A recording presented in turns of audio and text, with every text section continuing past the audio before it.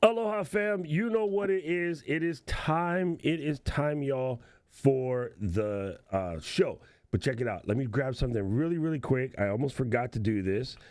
I, being me, you know what it is. I'm a super goofy and I mess around with everything in the whole AI space, right? That's just how I live, is where I roll. So before I was doing this, I was messing around and I was like, oh, I'm going to make a AI track for today's show. Okay, so I did that. So let me pull it out real quick because it is good. I just gotta hope I grab the right one. I'm gonna assume this is the right one. Let me grab it. Let me download it. I made like 4. Some of them was gangsters. Some of them was a little weird. But I'm gonna play it real quick because it's only 30 seconds and it's my show, so I do what I want. How about that? How about that? All right, so let me drop this in there. Hey, get here. Get here. This is going to be fun, and today we're going to have a great topic. So, I think this will be cool. Let's see what happens. Don't play copyright music.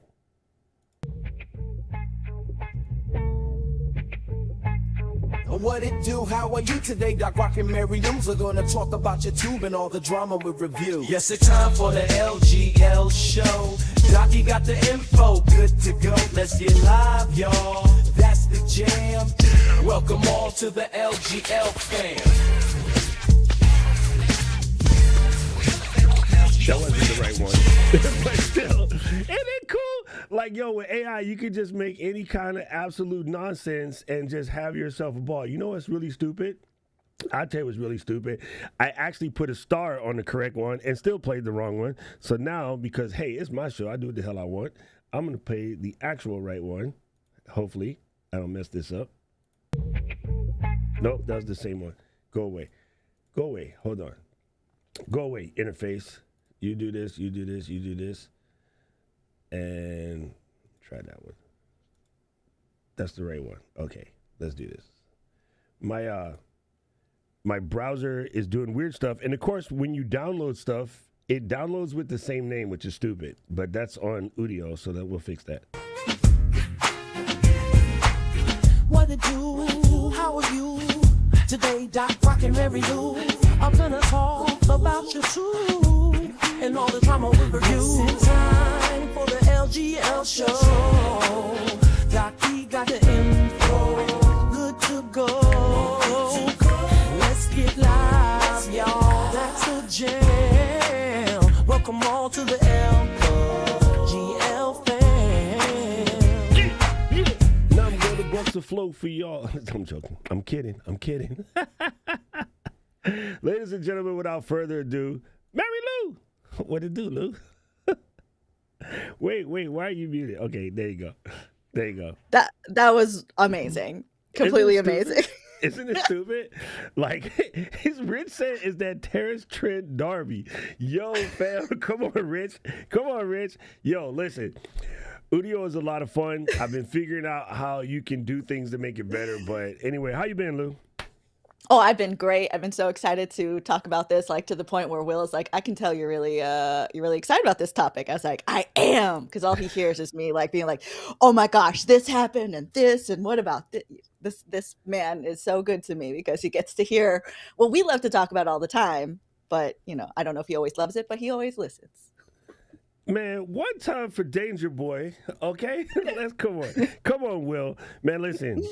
First of all, happy belated birthday, Will, and I'm still going to pretend to be mad at you about not coming with us to Vegas to celebrate your birthday, but hey, I want next year, you know what it is. We're going to do it. We know that NAB is Will's birthday time, so I can't wait to hang out and have some fun, go to some comedy shows, and I went to, what is that thing, Meow Meow? No, Meow Wolf? Meow Wolf, yeah. Oh, incredible. Absolutely incredible.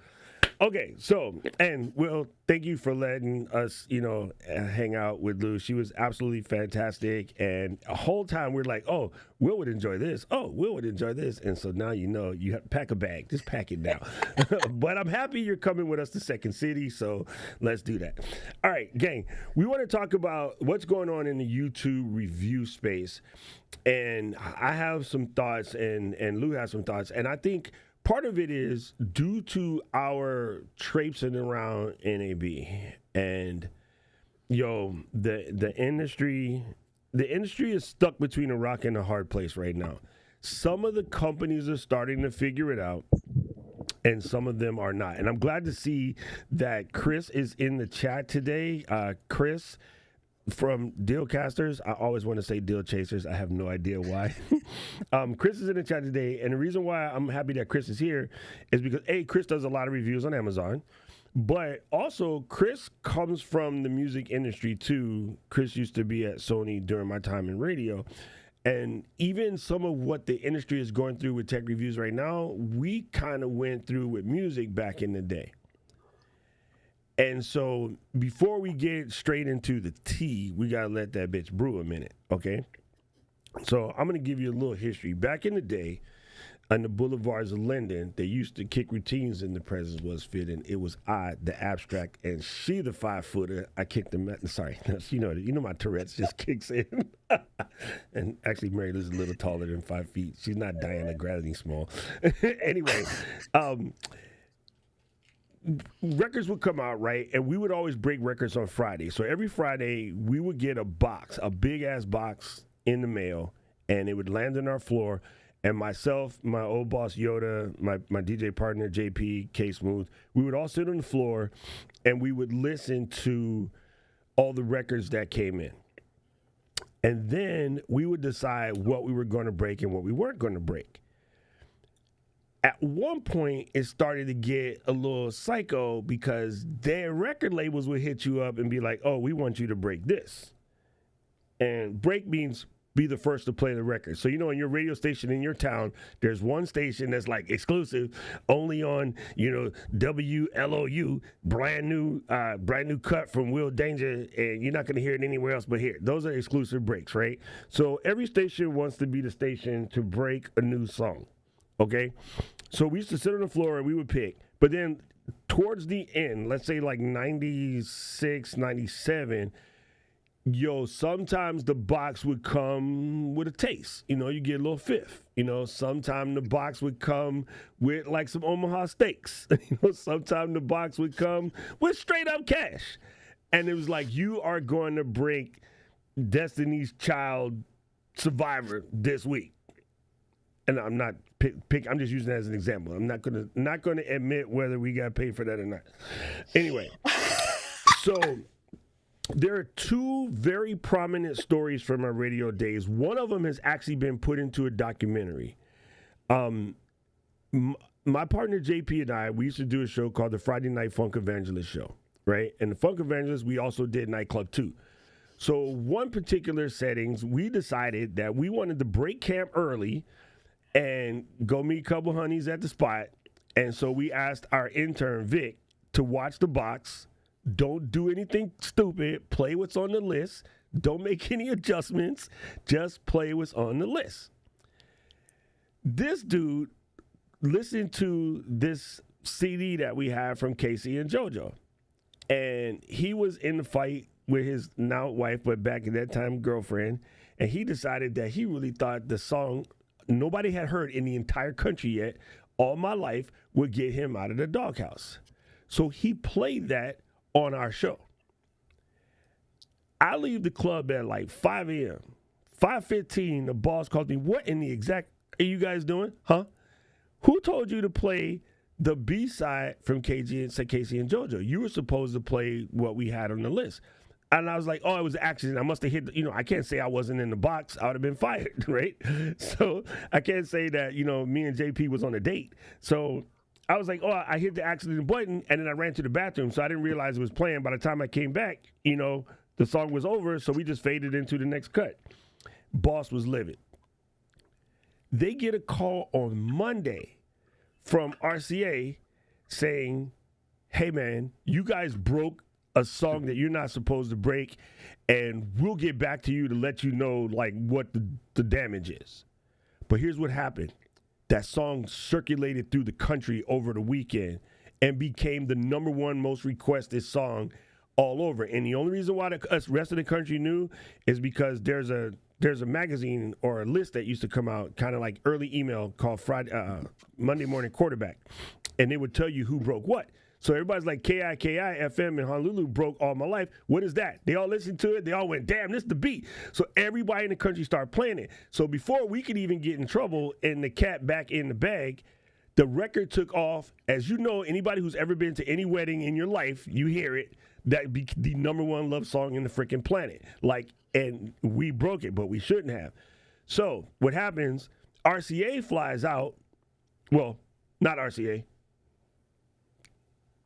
The company flies out, and somebody with the initials TM came to, we thought, rip us a new one, actually came out and gave the bosses at our station, like, brand new Rolexes, gave us a private concert with the K and the Joe. And you remember Camp Low? This is it, what? Lucchini up in the sky, this is it, what? So we had a concert that was exclusive to our station. Like, we basically got blessed for all of that. Me and my partner, we got suspended. And basically our station boss at the time, not even my direct boss, our station boss took credit for being the musical genius who broke that song, but it was actually our intern. And that was the beginning of my end of radio. I was like super pissed at that point. Okay, so the second one you can actually find on YouTube. My boy Pablo Sato broke the song Wasn't Me. And if you go on YouTube and look for the Shaggy documentary about Wasn't Me, you'll see that it's in there. They talk about our station. You'll see our station. It's a whole vibe. So again, back in the time though, labels would slip gifts or cash in, and it was called payola. And eventually the industry got in trouble for it. Right? And so as we just discovered recently, YouTube might be starting to get into some of that mess where a company pays a reviewer and then be like, we ain't had nothing to do with that. I got feelings about it, but I want to hear yours. Well, it Sorry, is Chris, interesting. I let that one slip. Oops. So with this, like, the current affairs, right? It's of people being asked to do reviews, but then being asked to say that we didn't ask you to do the review and you didn't get nothing, we didn't say nothing, we didn't talk, right? And it's one, it's illegal. There have been some things put into place for this, but also then you think about, like, you know, similar with Doc in the radio industry, like being in acting and being in TV and film, like sometimes you just take whatever and do whatever because you're trying to get seen by whatever, right? You're just trying to get noticed, you're trying to get experience, so you just kind of like make some choices that maybe you shouldn't have. Now, the drama I think is with the ones who should know better, who participate in this kind of thing, who the higher up YouTubers, the ones who are the ones that we look to for buying decisions, who do not disclose when something is provided to them, because you're supposed to, like, if you don't know this, like if you are gifted and are asked to make a video or gifted with the exchange, you are supposed to disclose. If you're paid, you absolutely are supposed to disclose. But then that's where there's definitely things where it's like, it gets a little gray sometimes. It's like, is that only the first video that you have to disclose? Is it every time you talk about this product do you need to disclose? What kind of level do you get with that? So there's so much to go into and think about with this, but I'm really glad that the conversation's happening now so people can see what's coming for them. Because if you're new and you've never seen it, yes. Well, okay, so first of all, I try to avoid sponsorships at all costs for the simple reason that I don't want to have to let me fix that. Let me adjust that. I hate the idea that people think like, oh, you're some kind of a show for the company. Nah, man, listen, companies don't really do that. And it's not that. It's not like they were saying to say, you know, this is a positive review, right? What they were saying, sorry, wrong scene. What they were saying is, you know, just don't mention the fact that it's either provided for you, or in my case, I knowing the level of person that is, it was a paid review. Like they actually asked for money. I will take the stuff, but I don't want them to pay me for my review, right? That's just not how I want to run my business. I refuse to run my business that way. You can send me whatever you want, but I'm going to just do the review. Here's the problem. The only problem that I have with the way that it was called out. And as you know, because my quote unquote handlers, Eden and Marielou, stopped me from having a conversation with my brother. Me and my brother was getting ready to have a conversation, but we had to get to the scenery booth, and they were like, "Look, y'all can hug it out real quick, but y'all cannot have this conversation now. We got to go to scenery." Okay, so I think that should have been called out back to them versus put it on blast.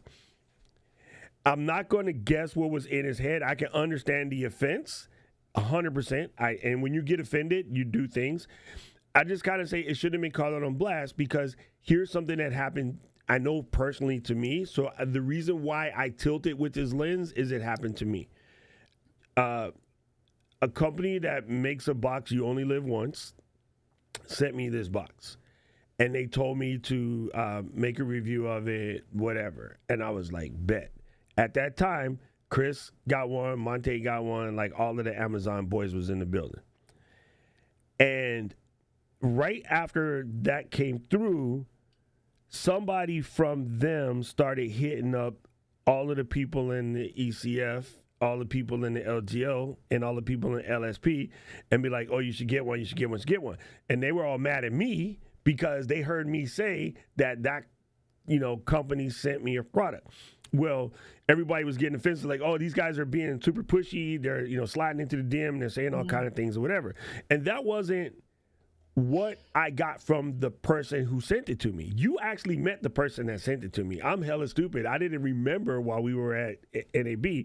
But remember on the last day when we went to the booth with the cute girl that had the little square camera and we spent some time and she gave us the little, the thing with the 3 cords in it? She gave us the little pill, and then it was like a square 2K camera. She used to work for that company at that time, right? And then that was my person. It was super dumb that my brain did not connect the two, but we had never met IRL. So after I'm looking at the business card later, I'm like, wait, that's the exact same name. And then I hit her in a DM, and she goes, yeah, I didn't want to say nothing. I was like, damn it, you should have said something. Anyway, so I was like, and you met her, sweetheart, right? I had no thought that she would be that person. What happened? They hired some new people, and that new people came from a company that did that. So they thought that's what you do. And we had to pull the coat strings and be like, hold up, Poppy. This is just a cultural difference. It's fine where you come from, but you are now working with American creators in the American environment, and one of our groups is a little sensitive, so you're going to have to pump the brakes. If you want us to work, this can work, but we're going to have to adjust the way you tone. So I will take the teacher moment. I will explain to them, here's why you can do this and here's why you can't. I'm not going to say my boy did that, but this is the impression, right? I don't know what his feelings are. I'm not going to guess. And again, I love him. That's my brother. I'm not going to get in his sauce. But here's what it looks like. I'm not going to take this opportunity to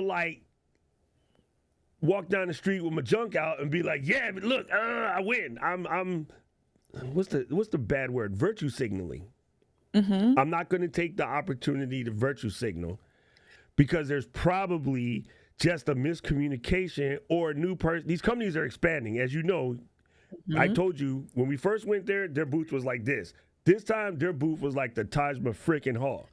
That's because. And if you guys in the comments, tell us if you don't know what we're talking about, because I feel like we didn't actually clarify what the topic is. I'm trying not to call people out. To get into specific. Yeah, and it is fine. Not even brand wise, but it's So company A supposedly told this person that they were paying to do this review. It would be nice if you didn't mention that we sponsored the video. If you do your damn research, it'll take you 3 seconds to see what I'm talking about. I'm not going to call out company A because my friends still work there and I never had this experience and they cool as F to me. Yeah, now, and then that's the thing. Your mileage may be different, right? I like Will. Will might not like me. I'm joking, Will. cool. But the thing is, like, over something like this, what I'm seeing is exactly that. Like, the virtue signaling is the correct, like, description of this, because that's I don't too think this far. is something to, like, cancel companies over, Yeah. because this one isolated incident is not the entirety of the company. So then there's people who are like, I'm never buying from it again. I'm never taking I'm taking down my reviews. I'm doing this. I'm doing that. I was like, no, we're going too far. Like, to look at like how industry is being run, look at how things are being communicated, also the behavior of the creators, because I don't think it's all on the business, because it is a business from another company or another country that have different rules than us, that are expanding. And like the people who run influencer collaborations, like that might be 2 people, that might be 1 person in this company of so many people. So like, while there is a conversation to be had, and I don't mind that there's a conversation, I do think that the like looking at the comments and it being so spicy without the like just the amount of people saying I'm never buying from them again is really heartbreaking. But also I'm like, fine, I'll do the reviews. Yeah, same here. You know, like, that's fine. It's a good That was product. the point. Oh my God, this is why I wanted you to be here, because you would keep me in check. This is my point. The person's telling you their experience, and their experience is genuine, right? A whole bunch of people has gotten a bad sandwich from McDonald's, but you know what ain't happened? Nobody stopped eating McDonald's. Why? Because it's convenient for them. But now the culture on the internet is the pile on. Right? There was not a say, okay, here's what we're going to do. Let me contact this person and see if they're willing to jump on the show, and let's talk this through. There wasn't a send the email to this person and be like, yo, Poppy, what you just said, I don't know if you knew to this. I don't know if you understand how things work. I don't know if this was your intern. That's not how we do things. Refer to my ethics statement on my blog, right? So I think there was opportunities. But what happens is now in the clickbait is so clickbaity, and not I'm not going to defame my homie and say that was a clickbait. It could have just been a visceral reaction. And sometimes, especially us men's, we will react to something from a place of anger and not always take a beat to breathe it in and be like, what can be done? I think there could have been a teaching moment instead of a put on blast. Right? But that's just me. Now, that being said, my partner is also of a different culture, lives here now, and is still relatively new to the way we do things here.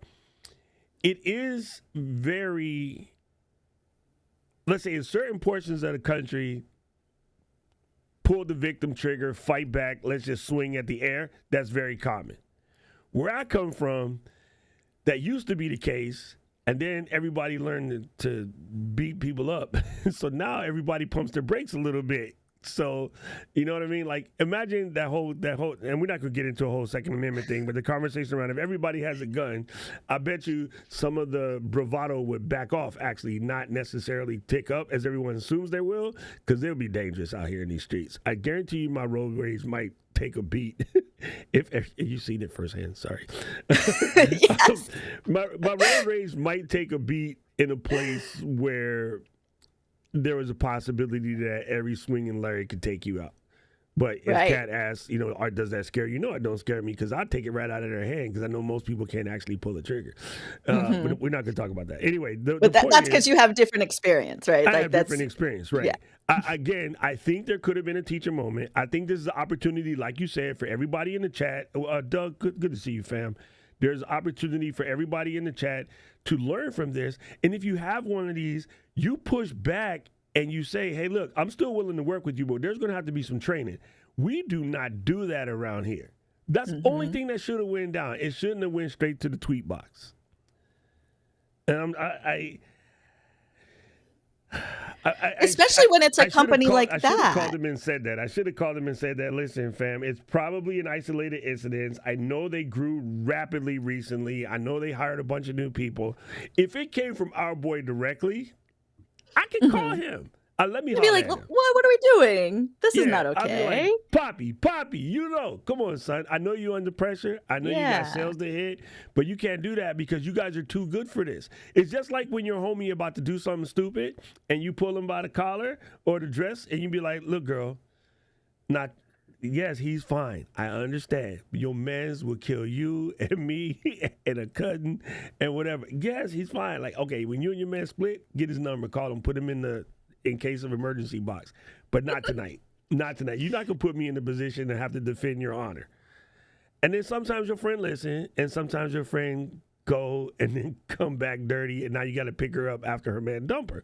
You know, it happens. But, you know, at least there was an opportunity to check the coat. And I just really, I wish it had gone down like that instead. Yeah. And then, like, so when I watched it, because you had asked me to do this, and I have just been in my head since NAB and before, just about reviews in general, and like, what is an actual review and what is a product overview? Like, are we actually helping people make purchase decisions, or are we just reading off the specs? Which you can have a video that does both. Like, I don't mind that they say specs in there, but when I get to the end of 20 videos that, like, I can pick out that they were probably paid for or provided for, or don't want to talk trash about, I get it. But also, I'm trying, as a consumer, I want to know, how does it work in the real life? Like, when the reviews come out the day the product comes out, like, some people, yes, I get it. Like, sometimes we get stuff beforehand. Okay, but like, I want to know they at least have tried it for a couple weeks, and they're not just like, this is the bee's knees, I just opened it. Well, that's not going to help make a purchase decision. Okay, so I thought that's what you were reaching out for. Though, in that vein, some things that we get embargoed, like, we have for weeks before it comes out, right? Where'd it go? This what's this short thing called? The MV7 Plus? Oh, no, MV7 Plus, yeah. I had this joint for a hot minute. I got the Move mic when it was in alpha, when it was 3D printed. So, that's my position with Shure, right? If I'm talking about a Shure product, no, it was free. 100%. I don't got to tell you, it's automatic, right? That's my people, right? Matter of fact, Lou and I are going to go to Shure. They're bringing us out because they know, we're fam, right? If I'm talking about a Shure, it was given to me. But that doesn't mean I can't say something bad about Shure if it doesn't hit the bricks on the next block. Unfortunately, they never do that. They're Shure. They know what they're doing, right? That being said, I personally do not like to do negative reviews because I try hard not to yuck somebody's yum. My entire family will work a broccoli. Your mans would not go near broccoli. It smells like feet. But I don't look at their broccoli on their plate and be like, ugh, that's nasty. As a matter of fact, as the resident cook, is me and Baba. Nobody else can cook. So I will cook the broccoli. I'll cook the broccoli. I'll cook the asparagus. I'll make it the best of my... I'll cook salmon for them. I don't eat salmon. But I make salmon better than anybody. I don't eat it, but I'll make it for them. So because I'm not the yuck your yum kind of person, you know what I'm saying? Because like after I had traveled the world, right? And having traveled the world, I've had opportunity to try some things that nobody else would try. For instance, I've had horse sashimi. It's actually delicious. Americans will lose their crap because of our cowboy culture. We think horses pets. In some other places, it's food. And you don't get to be high and mighty because we have a great mercantile system to be like, oh, that's nasty, y'all eat horse. No, you're rich enough to not eat horse. But in other places, horse is part of the deal. You know what I'm saying? And anthropologically, it has been part of the deal for a hot minute. It's very cocky with a burger at the end of your block to be like, oh, I can't believe they eat that. You know what I'm saying? Right. So then when we're looking at products, right, it is... when you haven't like experienced a lot of things, like it's easy to be like, this is trash. But it's like when you have tried a lot of things, like that, you don't need to talk about everything that's on the market. And this is like something I always recommend to people is like, if you get something and you like really like, this is trash, you don't have to make the video. That's why it's like good to not take sponsored reviews. Yes. And that's why I had to back off, and because I got pigeonholed for being a Yeti hater. I am. I 100% hate Yetis. I think they're absolute doo-doo. Smell a doo-doo. But everybody was like, I would just show up and they'd be like, oh, you better hide your Yeti from Doc. He's going to, no. I don't care if you want to be out in these streets looking like that, that's cool. To me, that's the equivalent of going out with like some outfit from like 4 centuries ago. But if you want to be out here like that, hey, let your freak flag fly, homie. Like I don't want people were pinning me with this like Yeti hate. And I'm like, no, I'm speaking to you as a person who has discerning ears, as an audiophile, as a person who sold high-end audio equipment, as a person who has worked a board in a studio. Like, I know that mic sounds like hot dookie. But my point wasn't to yuck somebody's yum, and the other people were doing that for me. And so I made a thing on Tom's show like a while back. Tom, never say that Doc hates Yetis on your show ever again, because I do, but I don't want people thinking like they shouldn't start their show because all they have is a Yeti. Now, Bronson and I would talk smack about you after in the corner, but it ain't none of your business. All right, so in that same vein, as you were saying, here's one thing. First of all, decide early on if you want to get paid for reviews. And there are definitely people that would pay you for reviews. I suggest you don't, because it can get messy and get out of control. Number two, when I see the review from said person or anybody in that class, I already assume it's a paid review. So they You already know. They don't have to say.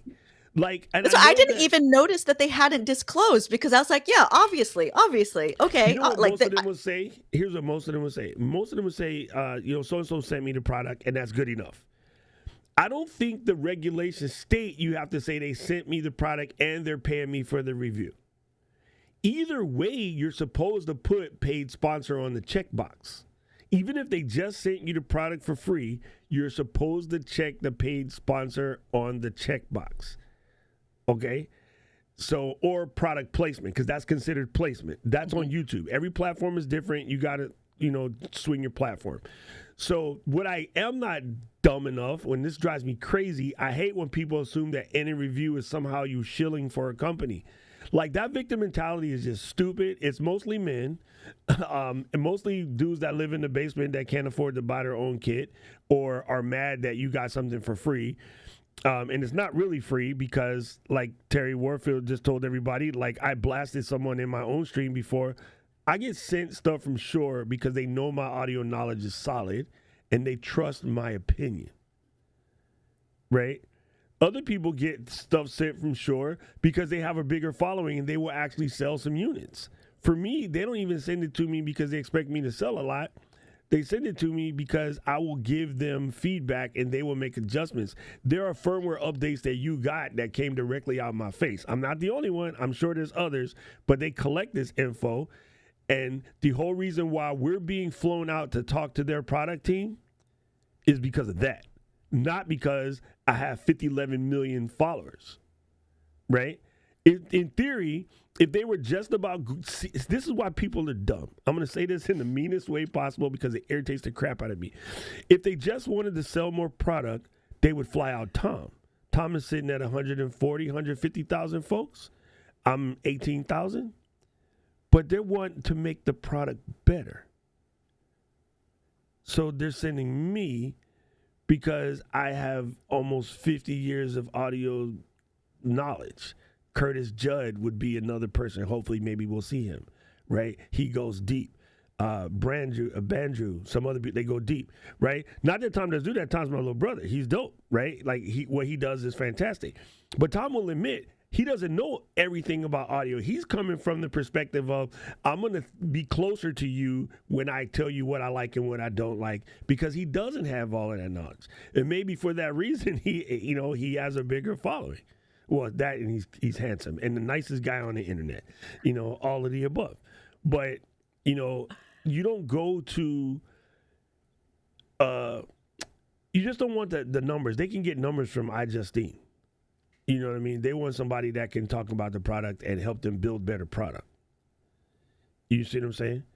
Yeah. So, yeah. Totally. By the way, and that's Chris, where, are you coming? I'm curious. Are you coming out, Chris? I would love to see you.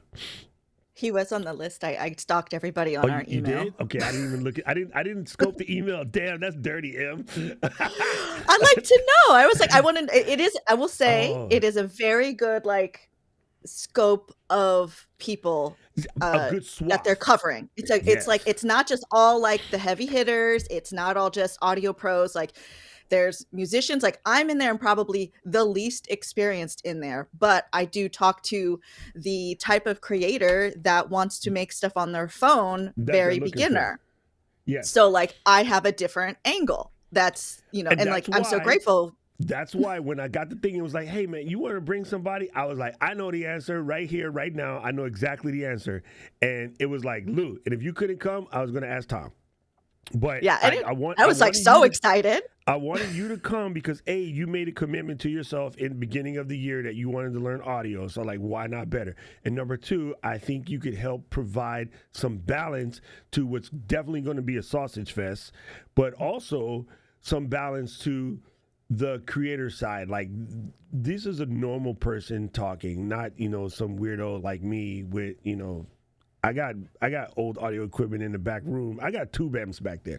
You know what I mean? Like, so you needed somebody that can just speak to normal. So we were at the trade show, people. I would be talking to somebody and ask questions or whatever.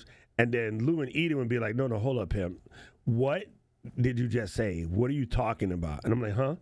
I was like, oh, because I would forget that I'm also trying to teach them, and I would say stuff that they don't know what I'm talking about. And they'd be like, no, hold up, pump your brakes, Poppy. What exactly does that mean? And so I have to break it down.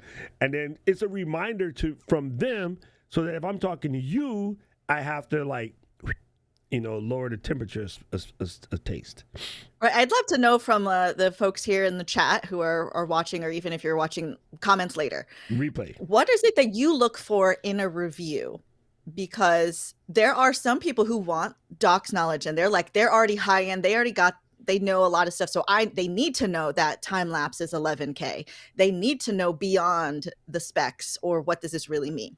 Now there's like consumers like me, and who I assume is my audience, that want to know, like, is it fun? Did it break when you put it in your bag? You know, can it be in the rain? You know, like stuff like that. Like, is it easy to start, or do I need a bunch of things to get going? Things like that is where I go as a consumer and as a reviewer. I want to know, was it a good time? Are you using it? Like, are you actually taking it with you because it's fun? Or are you the type of consumer that needs to know the numbers and beyond? Because I think there's just a different audience. The whole different audience. And actually, back when I was in sales, right, one of the things we always talked about, you know, features and benefits, right? I would always work to never sell features. I always worked to sell off benefits, but even more so, I would attach those benefits to an emotion. You know what I'm saying? So, you know, if you're talking about a car that has a 57-liter trunk, nobody knows the frick a 57-liter trunk is. Or 550, actually 57 liters would be like a suitcase. But, you know, nobody knows what a 550, you know, liter trunk is. I would say, listen, if you look back here, you could actually fit 4 complete sets of golf clubs back here because, you know, they're wearing the golf outfit. That's just how you would produce it, right? Whereas a normal car, you might fit 2, right? Right. Or, you know, if it was a mom and she's buying a van, or, you know, the family's buying a van, oh, how many kids you guys got? Oh, 4. Here, let's check out the back. Back here, we have almost 80 liters of trunk space. You can move this out of the way. Your Costco runs, everything will fit. Even if you're the type of person to go and get like 4 packs of rolls because, you know, hurricane season, they still going to fit. You know, and so you align it to exactly what they're going to do, right? So I do want to do a small little transition because I did say in the description that we were going to talk about how to fix it. Yes. And first and foremost, I think, and companies may not see this, but you as people who buy stuff, you guys can send feedback, right? So you might be a diehard, all the brands that I want to pull out right now would get us in trouble. Like, brands are so accessible. I don't know if people realize, like, you can get a hold of people. All right. This was going to hurt. I'm sorry, Marielou, but. Let's go. Let's hear it. Let's see it.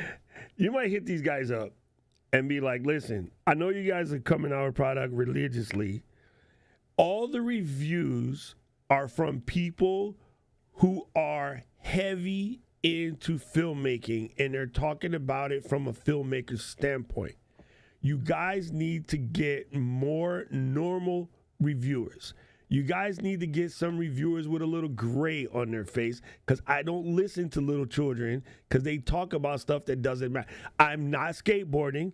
I am not jumping out of any planes. You know, if you think, here's a prime example, and I'll use them as a reason. And why I know why they popped in my head now, and I didn't get it at first, but my dad's looking at me. When they first came out, all of the drone videos were about little kids, action shots, like all of this, you know, skateboard and car racing and drifting in the whole 9 yard. My dad is a professional filmmaker. My dad had like the big inspired, like expensive drones that you could hang a whole camera on. And I don't mean a mirrorless camera. You can hang a whole Sony camera on. Like a whole Panavision. 100%. So like sometimes when he would go to shoot, my dad would take his drone apart and put it in a bag like this. No case, no nothing. He got the Seavis bag with all the drone parts, a bottle of wine, and a block of cheese. And Pops would go somewhere and connect it up and fly. You know what? Cops never bothered him. The little kids, though, they would bother him. But the little kids, they're selling the $800 model. My dad was shooting and getting other shooters of his ilk to buy the $8,000 model. But DJI or companies of that ilk, if he were to be like, yo, let me get one of these review units so I can explain to you like how to make it better, whatever, they would probably look at him like he's crazy because of the YouTube thing has put it in that space. The cameras that you use to watch Spider-Man and Marvel movies and Star Wars and stuff like that, Sony would come to my pops when they were building a Cine Alta, which is those cameras that they use to make these movies that we all seen in IMAX, and ask him, should the button go here or here? Like, that's the lineage that my dad had. And it's funny, if he was still around and we were to go to, you know, the same company we were talking about and be like, oh, you should send out my pops review unit so he can, you know, talk to that crowd of people who, one, have money, two, have budgets, three, actually travel the world, four, dropping $800 on a fully set is just a rounding error to them, right? Just because their priorities are in different spots. You know, their house is paid for, kids are gone, like the whole 9 yards. They would be like, no, we going to hook up some 20-year-old riding a skateboard. If you look at the people in the chat of all of the reviewers that we know, most of those people in that thing are, say, under 24, at home, low budgets. And that's the reason why when something like this goes on the market for $330, those reviewers have to say this is expensive. Mm-hmm. There should not, I'm not going to speak for everyone, but there should not be an adult in the room over 30 where $330 is going to bend you sideways. Because like expensive is relative, right? So that's where it's like, because a lot of the times the price, I don't even try to look at the price, and I don't like to compare products. Like we've talked about that before, where it's like Hated it. Like this wireless mic and this wireless mic do completely different things, and they're completely different form factors and different use case. Like they're not the same, but like, what is it? Where we got to start is what is it that you need to do, and then what's the right product to get that done. So it's not like I like the comparisons. Like now I can't unsee it, where because like Doc was like so doesn't like them either, and now I can't see anytime there's comparing like I love my Osmo Pocket 3. I've told you guys about that, 100. And I also love this X4. And I see these reviews coming out where people are comparing those two. I'm like, but those are totally different cameras, not even for different the same. complete thing. Like you wouldn't use them for the same thing. Now, do you want to know, like, what is it that you want to do? No gimbal, right? This you have to point, this you don't have to point. They're completely different. But people like to create unnecessary fights. And again, you know, back in our day, right, it was Nintendo or ColecoVision or Atari or, you know, Xbox or PlayStation. And it's always been this either or, and it can be both. It could be both. Like, it just should be. And Sammy and I are on the same ballpark. When people say that a $400 mic is expensive, I'm like, what? That ain't expensive, bro. Like, yo, you could easily get mics into the $30,000, fam. Like 400 bones is a rounding error when it comes to pro audio. Like a match pair for just picking up Foley in a movie can set you back like 7-8 grand. So yeah, people are crazy. So I think that even as users, if you see a company that on embargo day, all the reviewers look the same, and this is cracking me up. This is cracking me up. The black t-shirt squad. And listen, I was semi yelling at you guys, but you called the save, okay? Because Kat and Eden were reflexive with the black t-shirt squad, and then you pumped the brakes and goes, no, in production we tend to wear black shirts, so they were out of the way. And I was like, okay, I was about to curse you guys out in the chat because I would be considered in the black t-shirt squad, but. I also am black t-shirt squad, but I like the terminology. It was dope. When all you get what we're saying. Yes, when all of the reviewers look like the black t-shirt squad, I know you think that's your only audience, but it's not. Most of the people that buy your stuff, and if you really, really are paying attention, and I know they know, if you're really, really paying attention, there are lots of people outside of that ilk that are getting that, right? I went to Sony right when Zoom was blowing up, and I know them personally. Like, we have broke bread together, and I hit up my two boys from Sony Digital Imaging, and I was like, listen, you guys are about to come out with the Z Victor 1, and we should be talking to my content creators side. We should be talking to the people that are just going to use it for Zoom, so forth, so on, et cetera. I'm like, if I could get my hands on one earlier, I'll build the training around it for it. And I gave them the demo. I'm like, everybody who is going to talk about this, number one, they won't blink at $750. Number two, they're going to be using this in Zoom and Zoom only. They're not going on vacation. They're not taking pictures. They don't care about megapixels. They don't care about mics. They don't care about anything. All they're going to do is either take the USB streaming in, or they're going to pull the HDMI out and stick it in the computer, and they're going to connect it with Ecamm or OBS or Riverside or Restream at that time. And I gave them the list. I broke it all down to them, whatever. They sent it to their higher-ups. Their higher-ups was like, no. I was like, whatever. I already bought two. So, and I was like, but I was just trying to go on the radar because it's different conversation coming directly from Sony. I even invited them to be on the show, and they were both down, and their higher ups was like, no, because they at the time didn't understand. Now Sony's figured it out, right? It's kind of irritating because they did go to Justine and Jenna and Sydney and a whole bunch of people. And I even told them at the time, as an example, my boy Philip's on the come up. He's doing cooking shows, and he's teaching cooking people how to do cooking. And he's another one you should watch for. So they even pulled in Philip. I'm not mad because I'm going to get my kid anyway, and I have the ability to buy whatever I want. But it took them almost 2 years before they started to do that, and now they worked in the situation, and now they're there where they are. But I told them that mess before it popped off. I told them this mess in 2020. You know, when our first event, we do an annual Hawaii event, it got canceled. And I was like, here's what you guys, should be focusing on. And now they're getting there. But even for them, they're still a little bit in the YouTube camp and not thinking about the TikTok camp or the IG camp or, the LinkedIn business. Yo, Sony would sell about another 30% more cameras if they let a LinkedIn person explain why you can't be showing up looking whack. But some of the higher ups are hard-headed. It blows my mind. Like, I haven't had to do a lot of group Zoom meetings, but I'm in this class right now with other creators and advertising professionals, and I'm the only one. They hear me and see my camera and they hear my microphone. They're like, "Oh, Mariellou's doing a podcast over there," and I was like, "But why doesn't your stuff look a little better? You show up to meetings in pajamas?"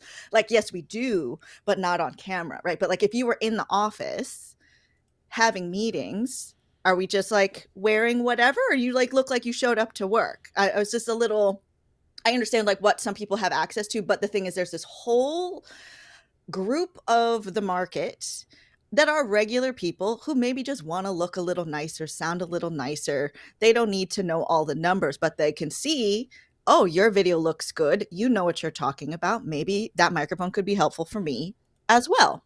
The math checks Because out that way. You know what I mean? yeah, it's very interesting. But so like back to our like how do we fix it? Like what are some of your like top of mind things on like how someone as a creator can fix it and then how a brand side can fix it? I think as creators, we need to continue to try to reach out to them and say, hey, listen, I know what you're doing, but embargo day is way too male. Right? I always say it's hella male and hella pale. Yeah, yes. It's your embargo day is hella male and hella pale. Right? And here, this is jacked up, but they think that adding Marquez to the posse makes it better. No. That's he is the top of the food chain, so his token no longer counts. Yes. Right? And that's evil. I have no easier way to explain but it without like, sounding effed up, but I will say it as plain as day so that nobody misrepresents what I'm saying. Not saying that his black card doesn't stand. It does, but he's top of the food chain, so that doesn't count. Like right? he's basically Engadget. He's like a publication. Yeah, it's like it's like beyond like, oh, no, him. There's lots of black golfers, and they were like, no, there's Tiger Woods. He doesn't count. Not because he's half, but because he's top of the food chain. The top of the food chain gets erased. The first 10 people get erased. Now let's deal with the rest. Okay? So now we're working with the rest. You can't just add Justine and be like, oh, no, we had a female perspective. She also up there with Marquez. They're 1 and 2, actually. Linus, if it's a PC thing, would be on that top 3. But Justine and Marquez are 1 and 2. If you're doing statistics, I took statistics. Mr. Deke told us you chop those off. You chop off those 2. You take Gretchen and Jason on the other end. You chop them off, and then we work in the middle. I just picked 2 old people on the opposite end of the spectrum, that's all. But, you work with the middle data set because those are outliers, right? Malcolm Gladwell style. So it's hella male and hella pale. So I think you can, reach out to them. I think when you go to Twitter, you be like, hey, guys, the reviews are great. I've learned a lot of stuff, but you guys need to get some more normal people. Content creators nowadays don't all need to have 100,000 for me to listen to them. I want to hear from somebody in my camp. Right? I am sub 5,000 followers. I want to hear from somebody in my camp. I don't care that you provide them the product. I don't care whether you pay them to do the review or not, but I want to hear from someone who I understand. I am not alone. And a whole bunch of other people will chime in, and that will rise to the top. And then, and only then, will these guys start to understand. Yes. And then with on the fact of the emails, the outreach of like, please don't tell people that you're sponsored, or that is, when I looked at the screenshots of the emails in question, I've gotten like basically that same email from like 20 different other companies. So like, that's where I'm like, I don't blame the company in question, because like, I don't know where they're like, oh, this marketing company did well, so let's hire them. And that's just how they do their practices, without necessarily fully transitioning to what the US market can and can't do. So this was like, don't cancel companies over this, but do look at how you communicate and build relationships and have your contracts in place and have your ethics in place and your integrity in place. Just the whole concept of being quick to cancel someone is stupid. Like, this is a teacher moment. Like, there's some people who just get on your nerves to the point where you can't be with them. But I would never just not tell them why. I'm not just going to ghost them and be like, I can't stand it. I will pull your coattail and be like, listen, Poppy, let me explain to you why you're persona non grata to me. And you can either take my advice or don't take my advice. I really don't care, because you're already removed from my spectrum. But let me explain you why on the way out. I think there's ways to do it, conversations to be had. And I agree with you. A lot of it has to do with, they hire a marketing company. The marketing company told them this might be a good idea. The higher-ups were dumb enough to listen. They don't always get it. They might not have even seen it. The higher-ups might not have even, like, this might not have even been approved. They're just like, oh, you guys do this? Okay. Here's a story that nobody will tell you. And maybe one day it will come out. When they were building Apple Waikiki, Steve wanted to put lava rocks on the facade. Anybody who's ever watched Brady Bunch, even though that's kind of a shortened version of the tale, you do not remove lava rocks from the Big Island to any other island. You do not disturb lava rocks. They belong to Madame Pele. They are blessed and not to be effed with. At that time, Apple had over, I want to say 400 stores. There had never been a store open late, not one. When they came to redo our store and we heard about what they were building in Waikiki, we were like, no, there's two people, myself and another brother who still works there, so I won't call him out. We're like, you guys can't do that. What do you mean? You cannot get lava rocks from the Big Island and put them on the front store. Why? Number one, no native Hawaiian will walk in that store. You were immediately cut out people. Number two, this is it's their land. You're here as a guest. Do not muck with the native Hawaiians. This is not a fight you want to get in, right? That you will get in trouble. And your biggest customer in the state is Kamehameha Schools. Kamehameha Schools is an endowment from the old king and queen. They buy millions of dollars worth of Apple products every single year to run that school. Trust me, you don't want to piss them off. Anyway, the architect company, not Steve, the architect company, holier than thou Californians, was like, oh no, blah, blah, blah. We already talked to somebody, whatever. I was like, no, that person took your money because you was dumb enough to listen. He told them that, oh, you could just bless these and they're going to be okay. That was the only store in the history to open late. All kind of accidents, all kind of stuff fell down, stuff wouldn't stick. Like, it was a problem. About 6 months in, somebody from our store finally reached up the bat phone and explained to Steve's office why all of this was going down.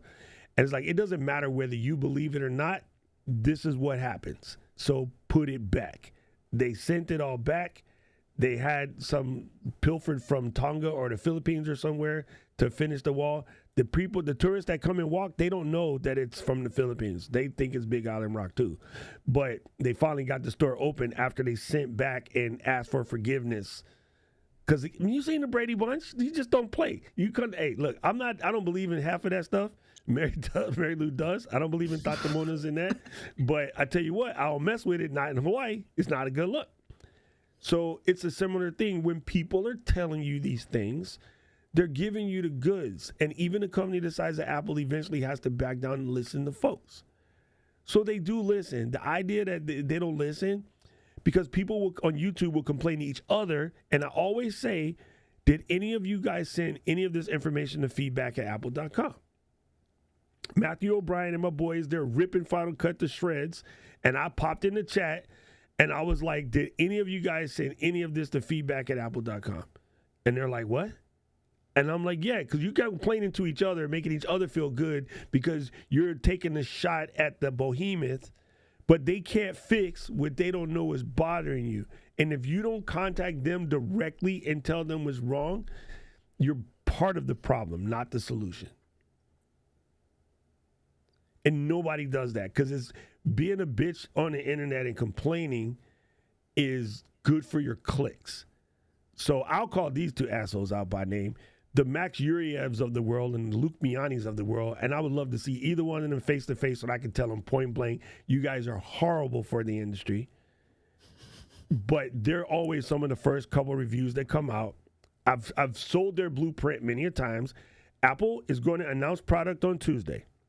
I'm going to give you the blueprint, and you come back next Saturday and be like, Doc, you were wrong, because I'm not. Okay? Product's going to drop on Tuesday. Max and Luke are going to be like, greatest new iPads to come out. These are fantastic, blah, blah, blah. Here's what we learned. Then the next video going to be, this is the disappointment from the Apple announcement. Apple didn't make a 17-inch. They didn't make a 3-inch. They didn't make one that floats. They'll come up with a whole bunch of bullshit that Apple never said, and they'll be like, disappointment, right? And then they're going to come out with, here's what Apple didn't tell you, positive side. Then they're going to come out, here's a couple secret things that the new iPads have that you don't know, positive side. The first one's negative, second one positive. And then this is their blueprint every time. If you don't believe me, go look at every Apple product and look in the playlist, and this is exactly the blueprint. The next one is going to ship, and they're going to buy one of every model on the first day so you don't have to. and they're going to be like, Apple lied. The performance sucks. It doesn't do this. And there will be some gate that they make up. Bin gate, antenna gate, crooked gate, Filipino gate, dot gate, whatever. They'll make up some bullshit that doesn't exist. And then the next video, here's why we returned XYZ.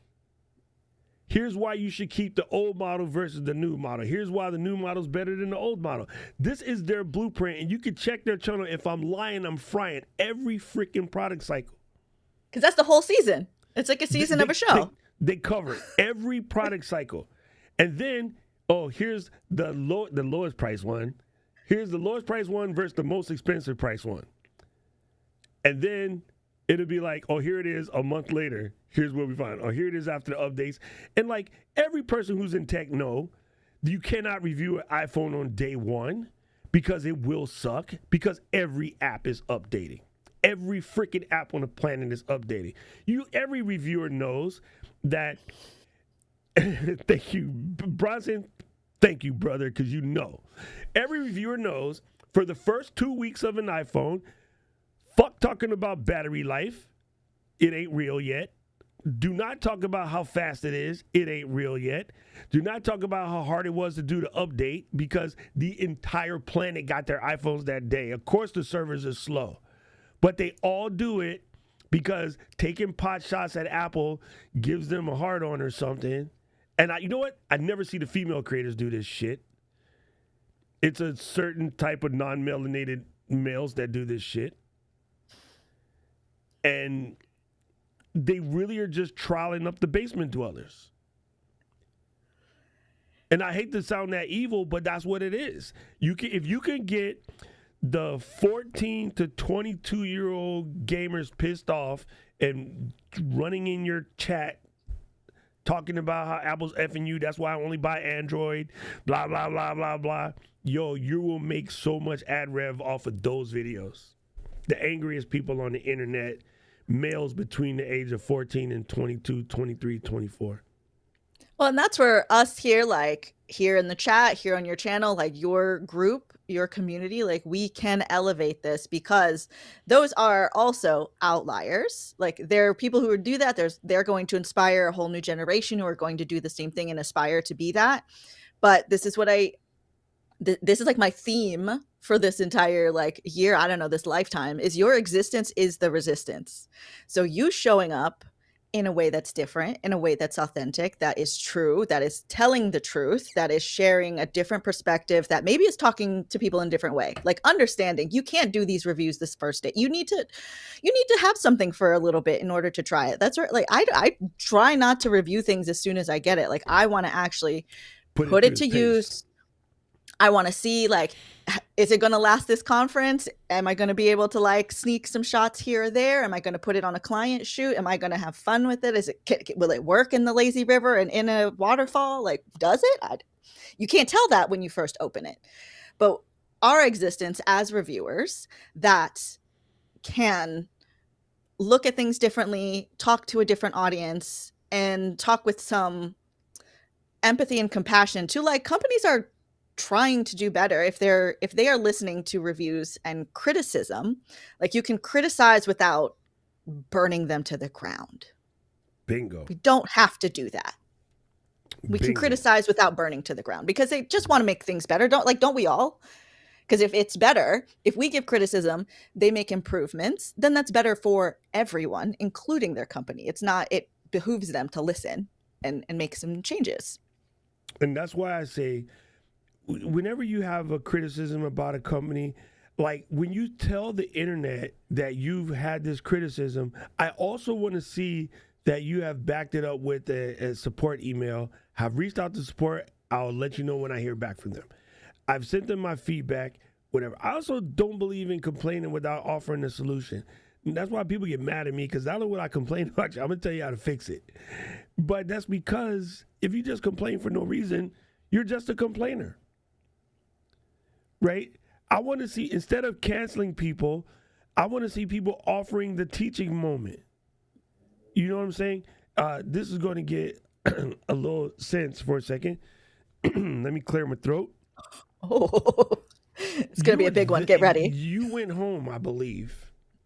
But last year, we were all all of us together, and we had a teaching moment between some of our loved ones, and this loved one said to our other loved one, I don't understand the non-binary thing. Please explain it to me. And the first loved one was coming from a position of religion, and the second loved one also came from that position, but obviously got ousted because in the South, their family wasn't feeling that. And we had a wonderful 2.5-hour conversation with the two loved ones, and all of us external folks sat around the back in the circle and minded our damn business and let them talk it through, asked questions here and there, went back and forth. We had an excellent conversation like freaking adults. And our two loved ones left feeling better about their relationship. And everything was everything until Mr. Garrison made some loud ass noise and scared the crap out of us, and we all ran. And that's what I left. I had left before that for sure. Yeah.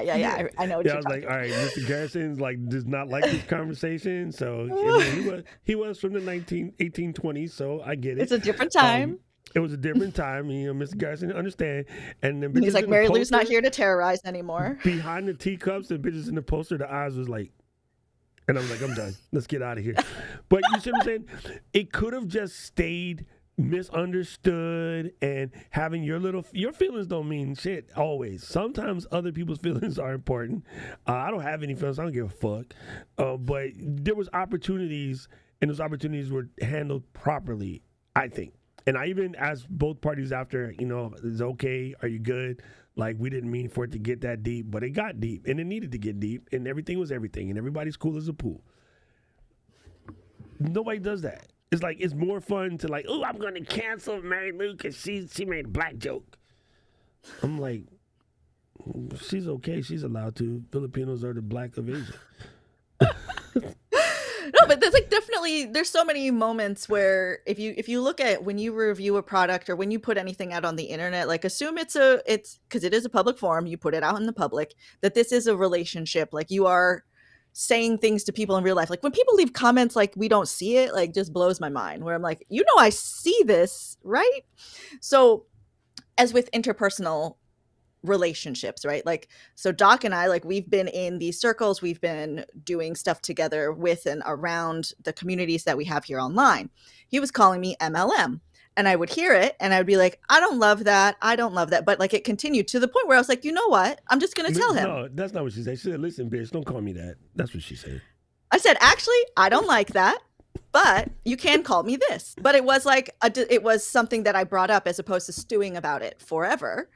And now we're besties, and he can never get rid of me. What was funny is now, here's the other thing. The first time I met you, we were at Social Media Marketing World, and you were cordial, but I'm like, that was cordial, but she also looked like she wanted to punch me in the face. I didn't understand why. Now I understand why. And that was cool.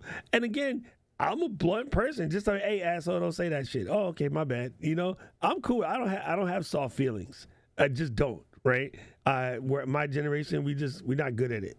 But we also take liberties to say shit we probably shouldn't say either. We're not very good with filters either. You probably have aunties and uncles that definitely say stuff out of pocket that like, yo, you can't say that no more. Right? Yeah. But it's because we came from speak your mind and the rest will follow. Mm-hmm. Right? Remember that song? But that's where the communication happens, right? Like as opposed to me. And we're cool as a pool. It just is what it is. So I could have been very like, ooh, she'll like me. But I'm not the type of person that's looking to be like either. So I was like, I'll just tread carefully. And then after you explain it to me, I fully get it. And 100% respect it. And there's somebody right now living a misunderstood thing because nobody fessed up. And that's dumb. That's dumb. Yeah. To me, literally probably one of the best people I've met in this circle in the last how many years. And it could have been completely south had she just taken a different approach, or I took a different approach and be like, F that, I'm gonna call you when I feel like calling you because I'm a man.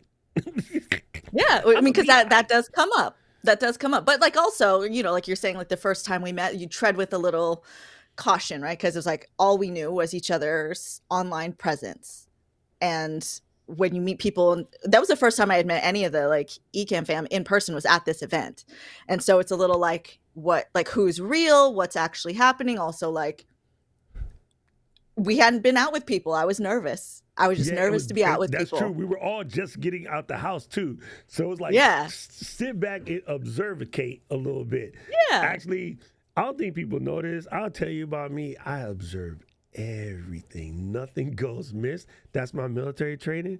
I observe everything. I am watching everything at all times and making little mental notes. So yeah. All right, let me go to this.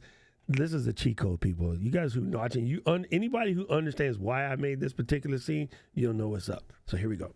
Marielou, if you could give, say, 3 pieces of advices of English. Marielou, if you could give 3 pieces of advice for companies looking for reviewers or reaching out to reviewers, what would that be? Approach it as a relationship building thing first, because they may already actually like your product and use it. The second thing for companies to do is actually look at this person's content. When you send an email saying, oh my gosh, we've been obsessed with your content, can you please review this dog product?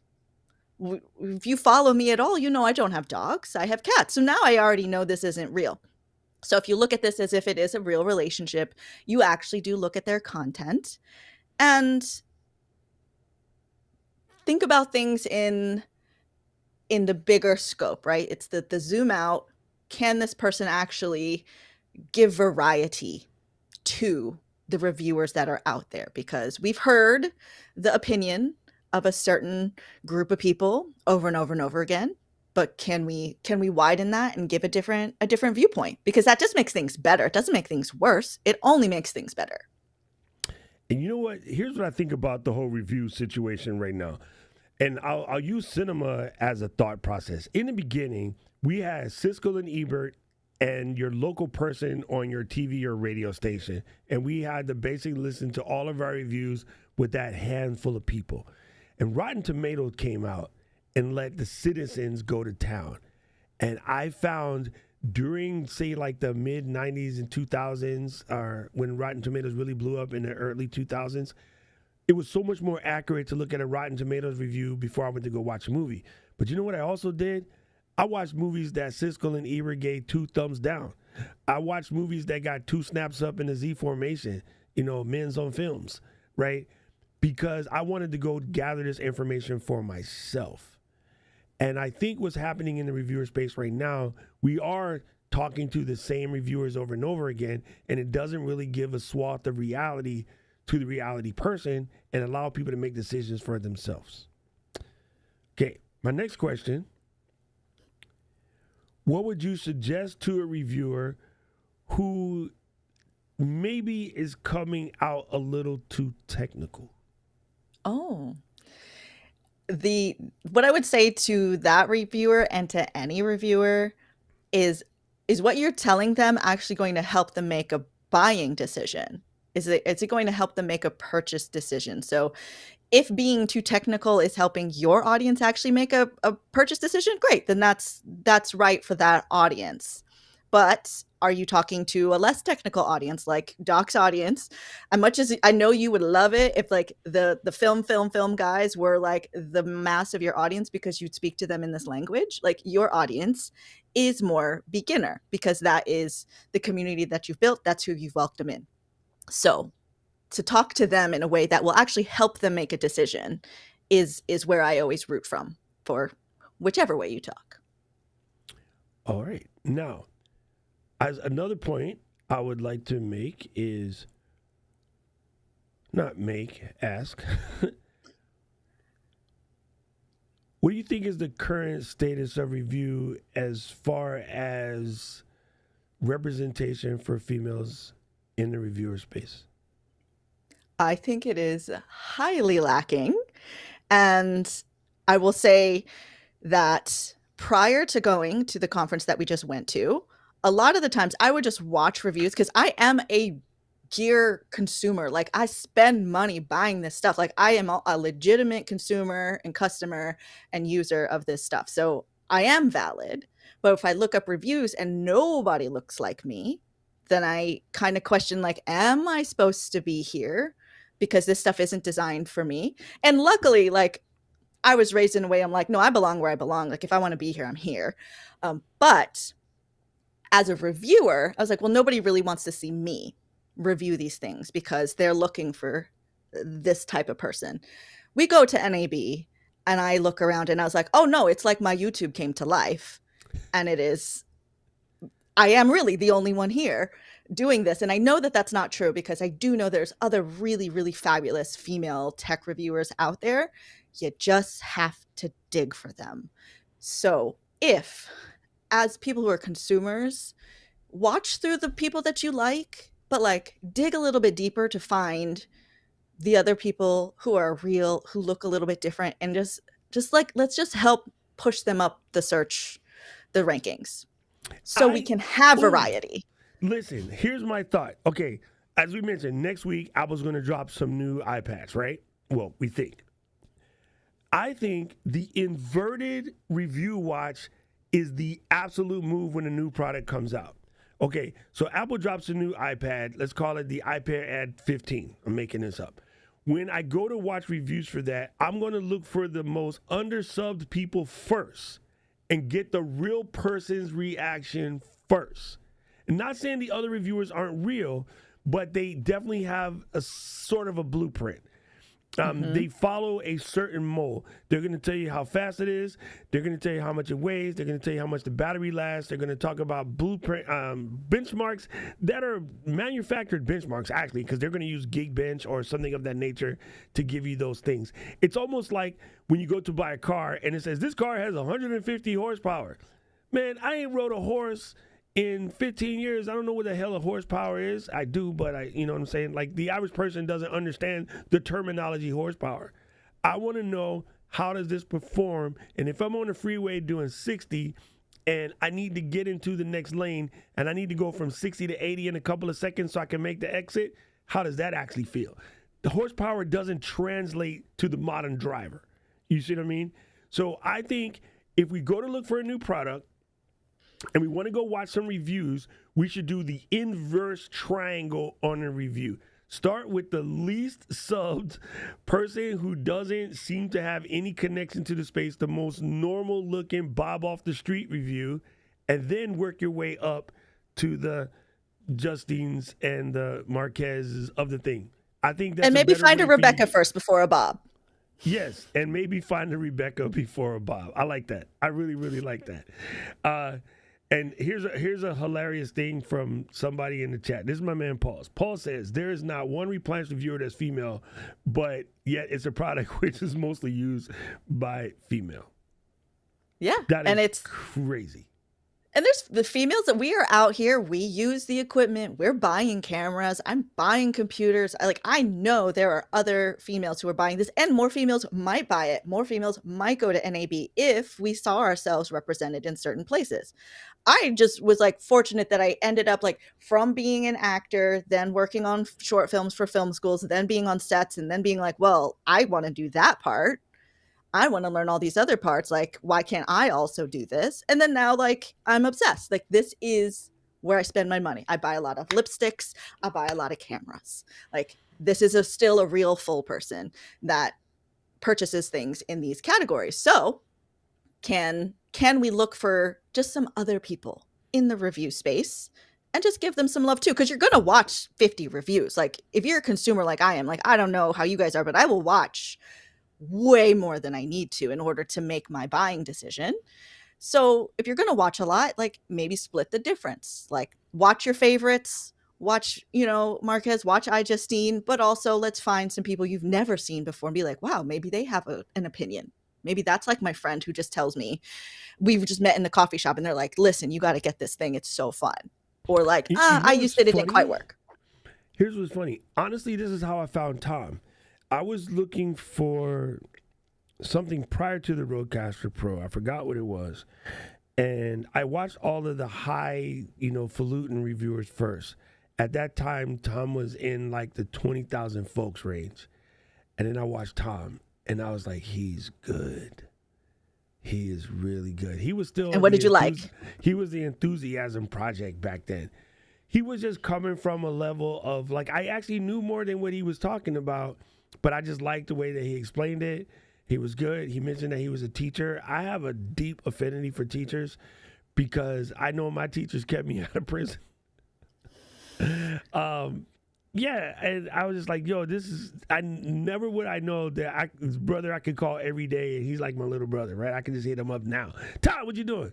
Nothing, but I pseudo fell in love with him when I watched his review. I was like, here's a cat that's coming from a real place. And he wasn't the sound engineer that's talking above me, which I find funny because I actually know more than half of them anyway, but the way they try to talk to you. And we're going to remember that thought.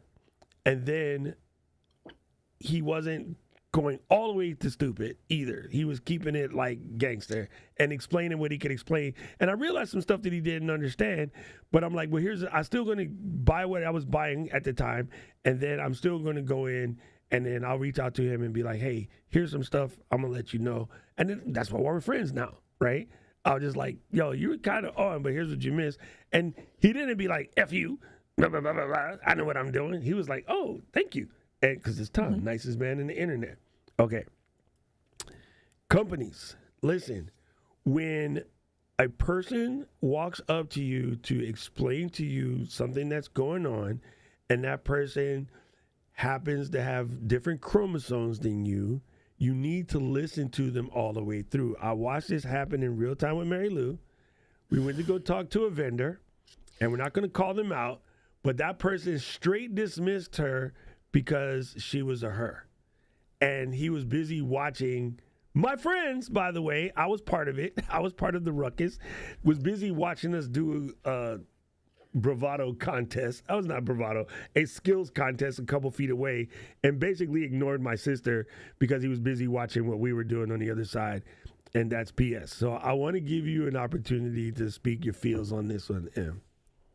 And with this, right, like I've talked about this. I won't mention who the company is because, again, I don't think the actions of one person or one isolated incident grants like a cancellation of a product, of a brand, of like it's like a bigger scenario than this. This is just like, hey, let's maybe teach people a little bit differently how to interact. Let's talk about these situations so we know, like, oh, like, because I promise you, like, he didn't even realize this was happening.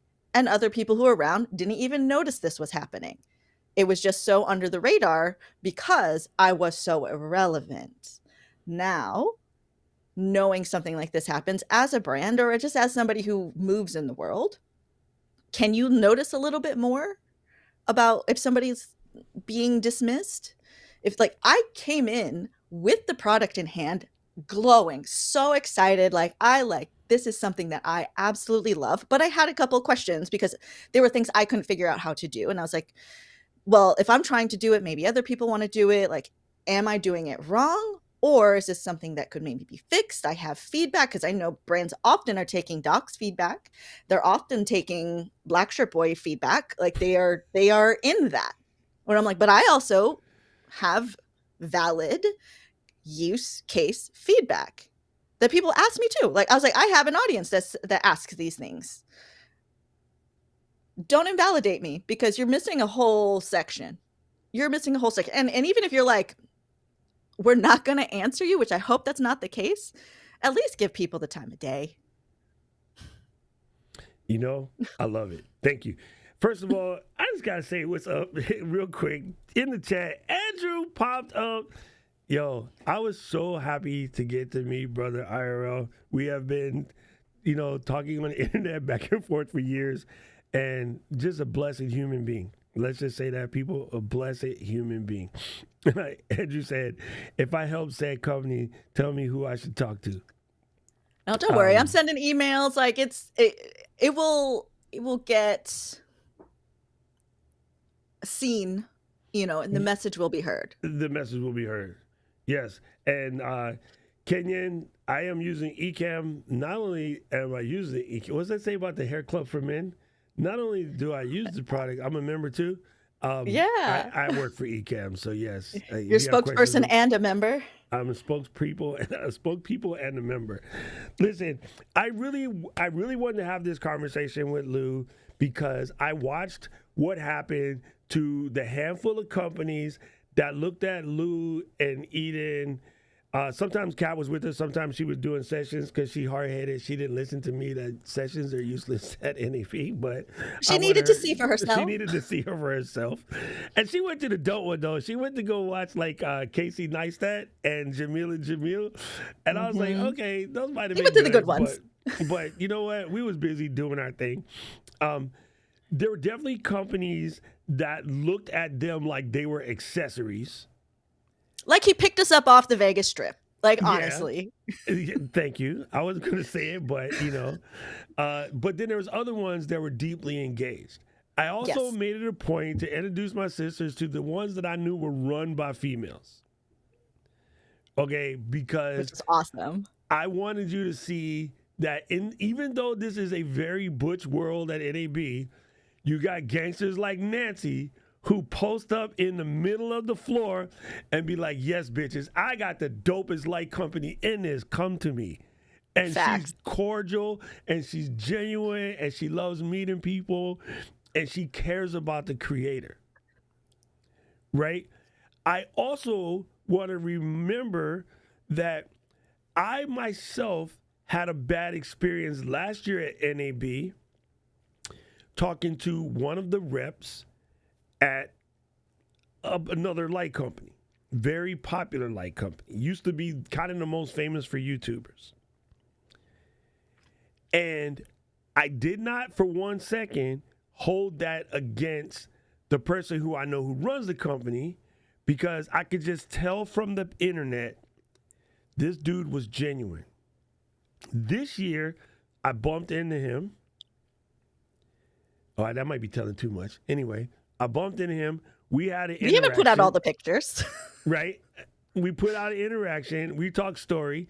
And what was really funny is I spoke to him. We share a native tongue. Let's just put it that way. I spoke to him in the native tongue, and he looked at me like, because my speaking the native tongue doesn't sound like a person that learned it on Duolingo. My speaking the native tongue is because I was adopted by, and I explained to him my mom and dad situation and my little brother, and then we dropped some lyrics of groups of music that come from our mother country, so forth, so on, etc. And he just lit up, and it turns out Eden also practices the said tongue, and so it was a blessed reaction. Made a new friend, and now I can go to that person when I send them an email and be like, hey, I need XYZ, can you make it happen? And they kind of cold shoulder me. I could be like, don't make me call you mens. I can pull the CEO card because I can't. I can pull the CEO card with somebody at Natlight because Nancy loves me. So it's, you know what I mean? Like, we shouldn't have to do this, but this happens. And I don't know why. I don't know where the defense mechanism comes from, just talking to people and genuinely getting the info.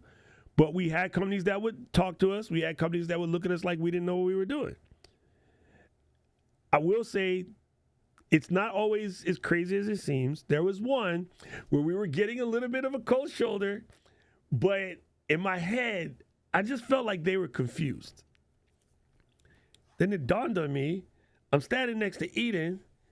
I was like, excuse me, Lou, how good is your Mandarin still? And she was like, what? I was like, I just think they don't understand me. Can you explain what I just said to them in Mandarin? And she was like, oh, 这个多少就是大等师傅on the Ecamm 才能这rented software. And then like, yo, she broke it down. Yo, the wall came tumbling down, and the wall come tumbling down. Sorry, I just mellencamped you. My bad. Anyway, the wall came tumbling down. We made best of friends instantly. They felt like they love us. They're like our people, And like, it's really funny. Sometimes it's just as simple as a language barrier, or you just caught them You just caught them at an illmatic time. And then, super funny. Last one, similar situation happened with one of the bad companies last year. The person I talked to was just not having a day. It was end of the conference. They was not very. Went back this year, talking to a different person, hit it off instantly, find out we have a lot in common. Homeboy actually went to college in Taiwan. Homeboy's Mandarin is better than Eden. She's Taiwanese. We was like chatting up. We made best of friends. We clinked up. And they was like, oh my God, I love you guys. You guys are just genuine. Like, you're cool. Like, we didn't go asking for nothing. We were just, making friends. Then I'm talking to the CEO. The CEO also married to someone that comes from my mother country. And I was speaking the mother tongue to him. And he was like, oh man, I'm rusty. Oh, if my wife heard you, she would be mad at me because we've been married 20 years and I can't even speak as good as you. That's cheating. I was with my family for over 40. So, but it's just really funny. Now I have best friends at another company, which you'll find out when it comes out. It'll make sense to you. Sometimes if you get a bad support, hang up, breathe, gather your shit, call back. You'll get a different person, and it's a whole different thing. Yeah, it's like the same at that. Like there's a human on the other side. Totally. Like at the booth where I had the strange interaction, if I was there like another day or two, I would have gone back and maybe tried to talk to somebody else, maybe found somebody who was a female, perhaps, like if they had someone there. I don't know if they did or not. But I mean, majority of places, I'm sure a lot of it had to do that we were rolling up with Doc and everybody knows Doc. But once they met us, they were fine. And they talked to us and they were like, oh, you're obviously very excited about this stuff, because I legitimately am. Like, that is not fake. That's also something else that I noticed is like, you can be excited about things. A lot of people were just very serious about the things that they're serious about because they're serious filmmakers. And I was like, I am a serious filmmaker, but you can also have fun doing things. Like, I legit, somebody else like, did you have fun today? And he's like, fun? I was like, never mind. I guess not. Yo, we actually had an interaction where we were invited by another person in the company to go back and talk to this other person who runs this side of the company. And when we got there, this was the first one that got reversed on us. We got the reverse card. And I'm gonna do a little psychoanalyzing and assume this person was coming from, I don't know how to explain this to you guys. In Korean culture, we have a deep set thing, and it's called hun. And there's no real word for it. There's no real explanation for it. The best way that I can explain is there's a burning thing inside from being effed with for 4,000 years. Everybody has come for them. Americans, Chinese, Japanese, like Dutch, French, like everybody has come for them. So there's like just a deep built-in like Incredible Hulk buried inside. Mm-hmm. I think this person had a little bit of something like that because she was coming from probably having been a female in tech, so I understand it. B, people probably came for her a couple times for some shit, right? Now I'll just leave it at that. So when we rolled up, her attitude was like the first time I got girls planed. I had never been girls planed before. Probably I have. I got girls planed by somebody who's like, oh, we don't work with creators like that. We're too big. And I was like, bitch, you ain't too big. You don't even know. So I had to drop. I have worked with one of your subsidiaries and just did a large workshop with them, and they loved every second of it. And then she was like, oh, well, if you work with them, then that's kind of like working with us. And I was like, listen before you shut it down. Like, the attitude was foul. But we know what we know. We know the person that told us to talk to this person is of a higher food chain anyway. So we just circle back and be like, yo, man, your person was a little salty. she came through tasting like 4-day-old bagaon. So let's try this again. And I think we'll have a different reaction, but it was kind of weird. That was weird because the girls got even shut down by this female. And I was like, what the hell just happened? And Lou and Edith was like, breathe, Doc, just let it go. Okay. And luckily, the handlers were handling. We had a really good group though. Like it was a really good balance because Doc, with all of his experience and like all of his connections, like comes in with the confidence, like definitely comes because I feel like if it was just me and Eden walking, we were like, well, we don't really know anybody. So everyone we would introduce ourselves to there would be definitely some timidness because we're coming from a place of like, well, we're totally brand new. We have no connections. We don't know anybody, but we're really big fans, right? So they might look at us as fans versus where they look at Doc as colleague, as expert in the field, as somebody that is worth talking to, where we were a little less worth talking to because we were not as known. So our group was really good, but then it was also a good balance for Doc to see what it looks like when you don't know anybody and kind of how people treat you when you don't look like the people who are there. So it was like a fantastic experience. It's really like shifted something in my brain as far as how I'm operating my content and operating in the world and just in general. Like it rocked my world, like in like some things that were like, wow, that's disappointed, but how can I show up in a way so these things happen less? So these things can happen less. Man, listen, you don't know how much it means to me that you guys got something out of it. I was a little saddened by the recap when we got to the part about the little after party thing. And I wasn't there for that one. Yeah, and they were like, oh, and it was like, like super black t-shirt crew. And like they're talking about my friends riding around on the e-bike with the camera mount on it and like how it was just like super butch and they felt uncomfortable. And I didn't notice it at the time because I was busy hanging out, having conversation with Brandon Lee, who is a genuinely nice human being. And his girlfriend, she went to go get us beers and everything, was like, because, Brandon and I were trying to get his Osmo to work. He does a lot of work with Osmo. And he was trying to get his Osmo to work because he wanted to do a recording of me, but he ran out of space. Anyway, I didn't realize that they had that experience, but after thinking about it, it was kind of like that. But in the defense of the people that were doing that and the company, yeah, they could have done a better job. Those guys are genuinely nice people. I know them. But even them, like, they wouldn't have known that that's the behavior. So what's funny is one of them is married and the wife is there, and she's very much a part of the content. And even sometimes I feel like everybody would go and talk to him and not to her. So when I first see them at the conference, I always talk to her first.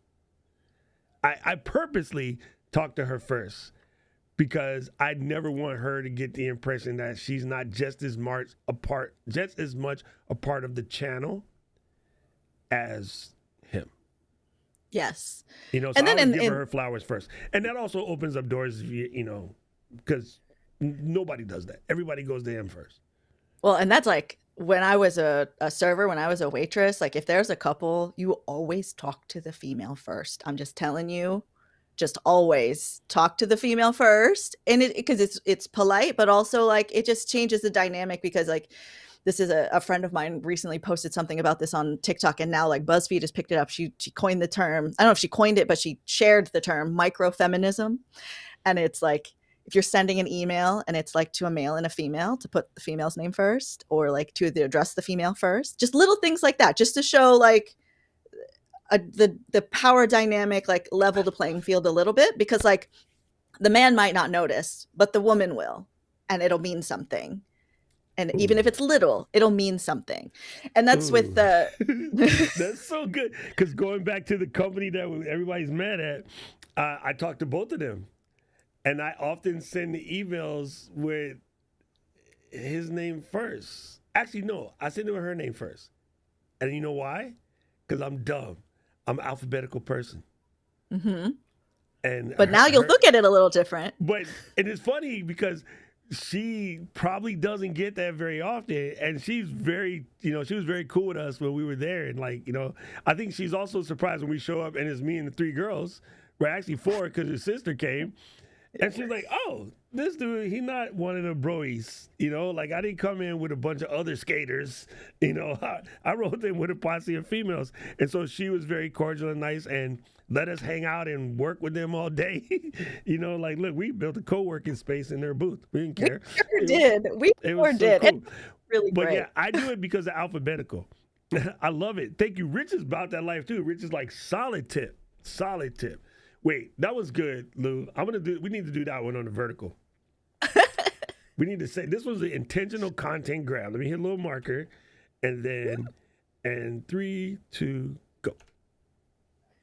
So there's something that Allison Chaney is a gal that I know. She posted on her TikTok. This is a story that's been picked up by BuzzFeed. She talked about this thing called microfeminism. And in our very, very, very male-dominated world, it's like little things that we can do, like putting the female's name first when you're addressing somebody in an email. Or if you're in a conversation, you walk up to a group, talk to the female intentionally, because I cannot tell you how many times we walked up or people walked up to us and did not even look at me or Eden or Kat. Didn't even we had our hand out. We're like, "Hi, okay, cool. Well, we're going to go get ice cream. So we'll see you in a little bit." But if you can put that in your heart to just like make the effort, the microfeminism of like, just address the female, talk to the female, because you still can talk to the male. The conversation can still happen. But if you make that little effort, you are helping be the change in the world. Especially in the tech space, it is still super heavily male dominated, even though some of the best creators are females. And it shouldn't be a difference. It shouldn't matter, but it does. And until it stops, I think, yeah, that's a killer pro tip. Address the female first. It's a respect thing anyway. Yeah. And you might learn something. So like, before we go into the next thing, like, because we're talking about reviews here, right? So this is a little bit of a review also of NAB. If you had only looked at the reviews, the feedback, the experiences of the Black Shirt Boys, which are like largely who were there, maybe that's like your experience would be like that, then like you will get that version of it. But if you see like mine and Eden and Kat's and like maybe other females version, like we ran into another one of my female friends who's a woman in tech, like she's like corporate, like she has been in it. She's like, "I really want to know what your take on NAB was." Like, and I could tell with a little taste of that was weird, right? So seeing this review and seeing the reviews of other people who don't look like the people like you and don't look like the people who typically you would see there, you're getting a different viewpoint, which is still valuable. Yes. Because you need to hear the same thing over and over again. Like sometimes, yes, but then it's nice to hear a little bit something different of like, okay, well, now it's good to know. Maybe as a female, I should go. So there are more females. So there's different interactions. So these guys can get more practice talking to women as equals and not as accessories. Well, back when Sony was starting to make their cameras a little bit more vlog friendly, one of the big conversations that kept coming up is like, "Oh, the grip is so small, the grip is so small, the grip is so small." I'm like, you're thinking about it from an American perspective. First of all, this is a Japanese company, and so people have smaller hands. Second of all, they're trying to adjust the vlogger market, and the vlogger market has a lot of females. So they need to make the grip smaller. You know what you can do? Go to Tilta. We went to 18 different booths, right? Tilta, Small Rig, Foul Cam, Ulanzi. You can put something on that crap to make the handle bigger. You know what they can't do? There's no way for them to make it smaller. So you immediately took it from your standpoint instead of as a reviewer. If you're giving non-biased opinions, you can say whatever. Occasionally they'll say, "Hey, for me, it's a little small. I understand why they did it." And these guys often make claims that what some companies should do, and like so-and-so screwed up. And I'm like, that just sounds dumb to me, because the company that you said screwed up has a human interface design department that's 400 deep. People that went to Carnegie Mellon and Harvey Mudd and worked at Bauhaus. Like some of the best designers in the world. People would talk about how whack something that Johnny Ive designed. He goes down in history behind Clement Mock and Braun and a couple other Philippe Stark as some of the best product designers in the freaking planet. But you're going to come up here on YouTube with your 8 followers or 8,000 followers and be like, oh, this is dumb. Apple did X. I was like, shut up. Like, don't be like that. There's a way to say it doesn't match your style without making like they're dumb or they did something wrong. It just didn't match you. I don't eat broccoli. The rest of y'all knock yourself out. I'll fucking cabbage up, though. On the like product design being like changed, right? There was something that came up for us that was about shrink and pink, right? Like Doc was like, girls, we just got over the shrink and pink. And mine and Eden's response to that is like, just don't shrink it. Because like the issue with the shrink and pink is like, sure, we love stuff that have color, something that looks a little bit different, something that's fun. Like, because why not? Like all the gear is the color black, like, which is useful. Like if you're like in a production situation, like you need things to kind of blend in, you need things to not stand out. Great. But I don't know, sometimes I just want to have a pink phone case, right? But it's the shrinking part, and not necessarily shrinking in size, but shrinking in features. Where they're like, oh, but they don't need this because they're girls, because it's the pink one, the toy version. No, that's not what this is about. Like, give me the same full featured thing, but maybe put a little sparkle on it. Or googly eyes. I know you got that's something googly-eyed on your desk. You probably got something right there. That's okay. I love this from Kevin. Wait, I'm going to save this one. In the world of review, Kevin said this. Think about if Shaq were reviewing items, everything is small to that guy. His experience is not the norm. I think this is important. When a reviewer injects something that is their personal opinion or this thing doesn't meet their particular value proposition, they should address it as that. And many reviewers do. Some of the biggest reviewers in the industry do not. They will call Apple, DJI, Ford, Chevy, Fuji, whatever. They'll call it out like, Elgato screwed up because they didn't make it the way I wanted it. And I just disingenuous, fam. I just don't think you can do that. I think you can say, for my personal taste or for my needs or my value proposition, something you guys should look up, by the way, this doesn't match, right? I absolutely despise the terminology expensive. This product does not, for that particular price, I don't think I would find the value in it that price. Your mileage may vary. You might think that $400 for this is epic. For me, I don't get that. That's just my position. I'm curious to hear yours. Put your position in the chat below. Builds engagement, doesn't stand off like you think you're an expert, gives everybody an opportunity to check their value proposition against them. Me personally, I'm not buying any sneaker over 150 bucks, right? I'm not buying Maypops. I only have Adidas, but I am not buying, the Adidas that's $1,000 special edition. Because why? I will spend all of that on a rangefinder that everybody says is too expensive for what it's worth. No, it's not. I love it, right? I don't think $1,500 for a dope camera is that much. And wait till I drop and buy this Leica. You know what I'm saying? So I think it's important that we hit those things. First of all, Kurt is here. Just want to say what's up. Yes, super funny, Gretchen. Most tripods tap out at like 57 inches. And then what does that do for people like you and I? 57 inches is a laugh. Or Rich. Rich is 6'8", bro. Or 6'7". One of those two. Either way, Rich only a little bit shorter than Shaq. So, like, tripods to Rich be like, damn, this is tiny. To Marielou, it's over her head. I marked this question because I want to make sure we cover this again. I lost it. Albert, where'd you go? Where'd you go, Albert? Albert said, okay, here we go. Let's breathe it in. Make a marker. Let's make these count. This one is for Al. Boom. All right. Boom. Whew.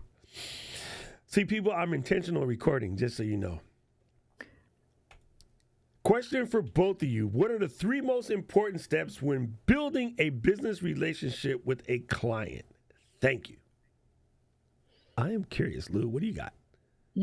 3 most. So now this is as a creator, as the business with the client is a brand, is what the viewpoint that I'll go with it. So 3 most important things: be upfront about who you are. Like, start being who you are. I'm not saying be rude, right? I'm not, it's not that, but like being truly who you are. Because every time I've started a relationship in business mode, it, like, I don't know, you can only hold that up for so long. So I don't even do that anymore. You just start with you, start friendly, or, or whatever your vibe is, right? So they know who they're working with right away. It's like dating, right? You don't have to be fake. Just be you. Communication, very, very important. Respond to the emails, be courteous, be, open to discussion and developing the relationship. And a third one, what would be a third one? Is deliver. Like, the thing that they're working with you on, deliver on that, because they came to you because they saw something. If they came to you, even if you're going to them, you have to have something to offer. You have something you feel like you have to offer, or they came to you because they're like, wow, they've got something that we would love. When you do the work with them, deliver on that, plus some. Have a good time with it. I love it. I love it. Okay, so Albert says, question for you both. What are 3 most important steps when building a business relationship with a client? Thank you. Number 1, I think the very most important one is business is relations. And in a relationship, you need to listen. I mean, genuinely listen. Ears to the thing. You have 2 of these, 1 of these type of listening. Make sure you listen and hear what they have to say. I think also important, especially with the client, if the client is a business, businesses are people too. A lot of times I listen to people, and because we're talking about reviewers are taking whole swaps at companies, not remembering that companies are people, right? And because there's people, I think there's, again, ways to call out bad behavior or bad design or bad intentions. And remember, if you were talking to your best friend, you would slow your best friend down and you would check them differently the way you want to check somebody who you're trying to one up or get something over. You're probably not going to get over on them anyway because you're smaller than they are. But I think there's a way to do it and treat it as if they were your best friend. And then the last one I would say, and I'm stealing this from my brother Tom Buck, get your ethics statement together, put it down on paper, put it down on your site, put it down somewhere that when you reach out to them, you send them your ethics statement and be like, this is me. I do not deviate from this in any way, shape, or form. So had all the people built an ethics statement like Tom and have it on their site, when a company says, hey, can you run this review and not really say that we sponsored it? You got the ethics statement. You signed off on it before we started. You don't even need to ask that question. That's like rolling up in the middle of the surgery room and be like, hey, can I smoke in here? So those are the 3 things that I think are super important. And Tom's ethics statement is really, really great. And he has on there, steal this. Steal and it. I stole it, and I have it as a disclaimer that this is stolen with permission from Tom Buck. So it's there and it's laid out. He did a really great job for all of us, like building out what all of that could be. And then of course, make your adjustments as necessary. But it's always like a really great North Star to go back to of like, okay, yeah, they're asking me this kind of thing. Now it's like, say that company in particular, like that is a company I would love to work with. Now, if this email came in, then I would be like, okay, I want to work with you, but like that particular thing I can't do. Not like, I couldn't. I could never. I could never. That's not helpful. Who is that helpful to? The pulling the just nasty for no reason or nasty because you're upset, like it doesn't help anyone. It doesn't even help your audience. Your audience get riled up and jacked up and they feel some type of way, but you did not enrich their life. If anything, you added some acidity to their life. I'm trying to be, he basic? Yeah, I'm trying to add that base. Yeah, and now like it makes it like if you didn't get that acidity and basic, we can't even be friends because that means you don't. I'm sorry. Oh my gosh. I said it. Yeah. So and with that, right? So I've definitely had companies that I've worked or that have reached out to work with me. They start with the like, we want to send you this product for you to review. And then I'll respond with like, if you want to send it, sure, I will do an honest review. You cannot purchase my endorsement. My endorsement is not for sale. I only will love on the product that I actually love on the product, right? And they agree to that, but then they send the product and then send additional requirements. Now, like, okay, you sent it on false pretense, you sent it then and added additional things on behind it. So that becomes a whole different story. So there, I definitely suggest you guys like get some contracts in place, get people to agree to things prior to them sending stuff. Even though, like, I mean, I did have them do that, and they decided to change it anyway. But then that's a specific kind of scenario. There's also agreeing or disagreeing to do things like, even for like, I am also a production company, so like I can be hired to make commercials, to make videos for other people to post. But then you do also need to keep in mind that is your face if you're putting your face in these things. So a company hired me to do tutorials for their app. And they were paying me very well per tutorial. It's not on my channel. I was not required to say anything on my channel about it. But in like using this product, I was like, well, honestly, like if somebody saw me in this and they're like, wow, Marielou says to use this product. And I was like, but I didn't, but you saw my face in it. You think that this is the one that I'm endorsing, but I'm not. So I stopped working with them. Like that was like a big cut in my income. But I was like, working with the product enough, I was like, you guys aren't really, even though there were things I would tell them, I was like, hey, this thing doesn't quite work. This thing doesn't quite work. Can we fix this? And they wouldn't. That just got to a point where I was like, okay, this isn't a good fit for me. They were communicative, but like weren't making the adjustments for this to be a product I could recommend. And then I just had to step away from that. And that's okay. You can do that. Just protect yourself in your contracts so you're covered to be able to do those. It's like walking away from a crappy relationship. Because like I said, business is relationships. Rafi said, review tested tools, improving products, too much hype train garbage. This is also true. This is funny though, Raf. We talked about this earlier on in the stream. I think the one bad portion of the hype train is it's only self-fulfilling because every new product that comes out, we watch the reviews in a certain order. And so we add to the hype train. So I suggested that we flip that when new product comes out. Next week, we can put this all to the test because new iPads are dropping on Tuesday, in theory. And then a week from next Tuesday, they'll be on sale, in theory. And then when you go to decide whether you're going to buy one or not, instead of watching Linus, Marquez, Justine, Max, Luke, Jeff Benjamin from 9 to 5 Mac, or Mac Rumors, The Verge, Engadget, so forth, so on, etc. Flip that and go watch the review from Sammy. Go watch the review from Jason. Go watch the review from Gretchen. Go watch the review from the theoretical nobodies first, and then work your way up to Mr. Who's the Boss. And then see if you still want to buy it.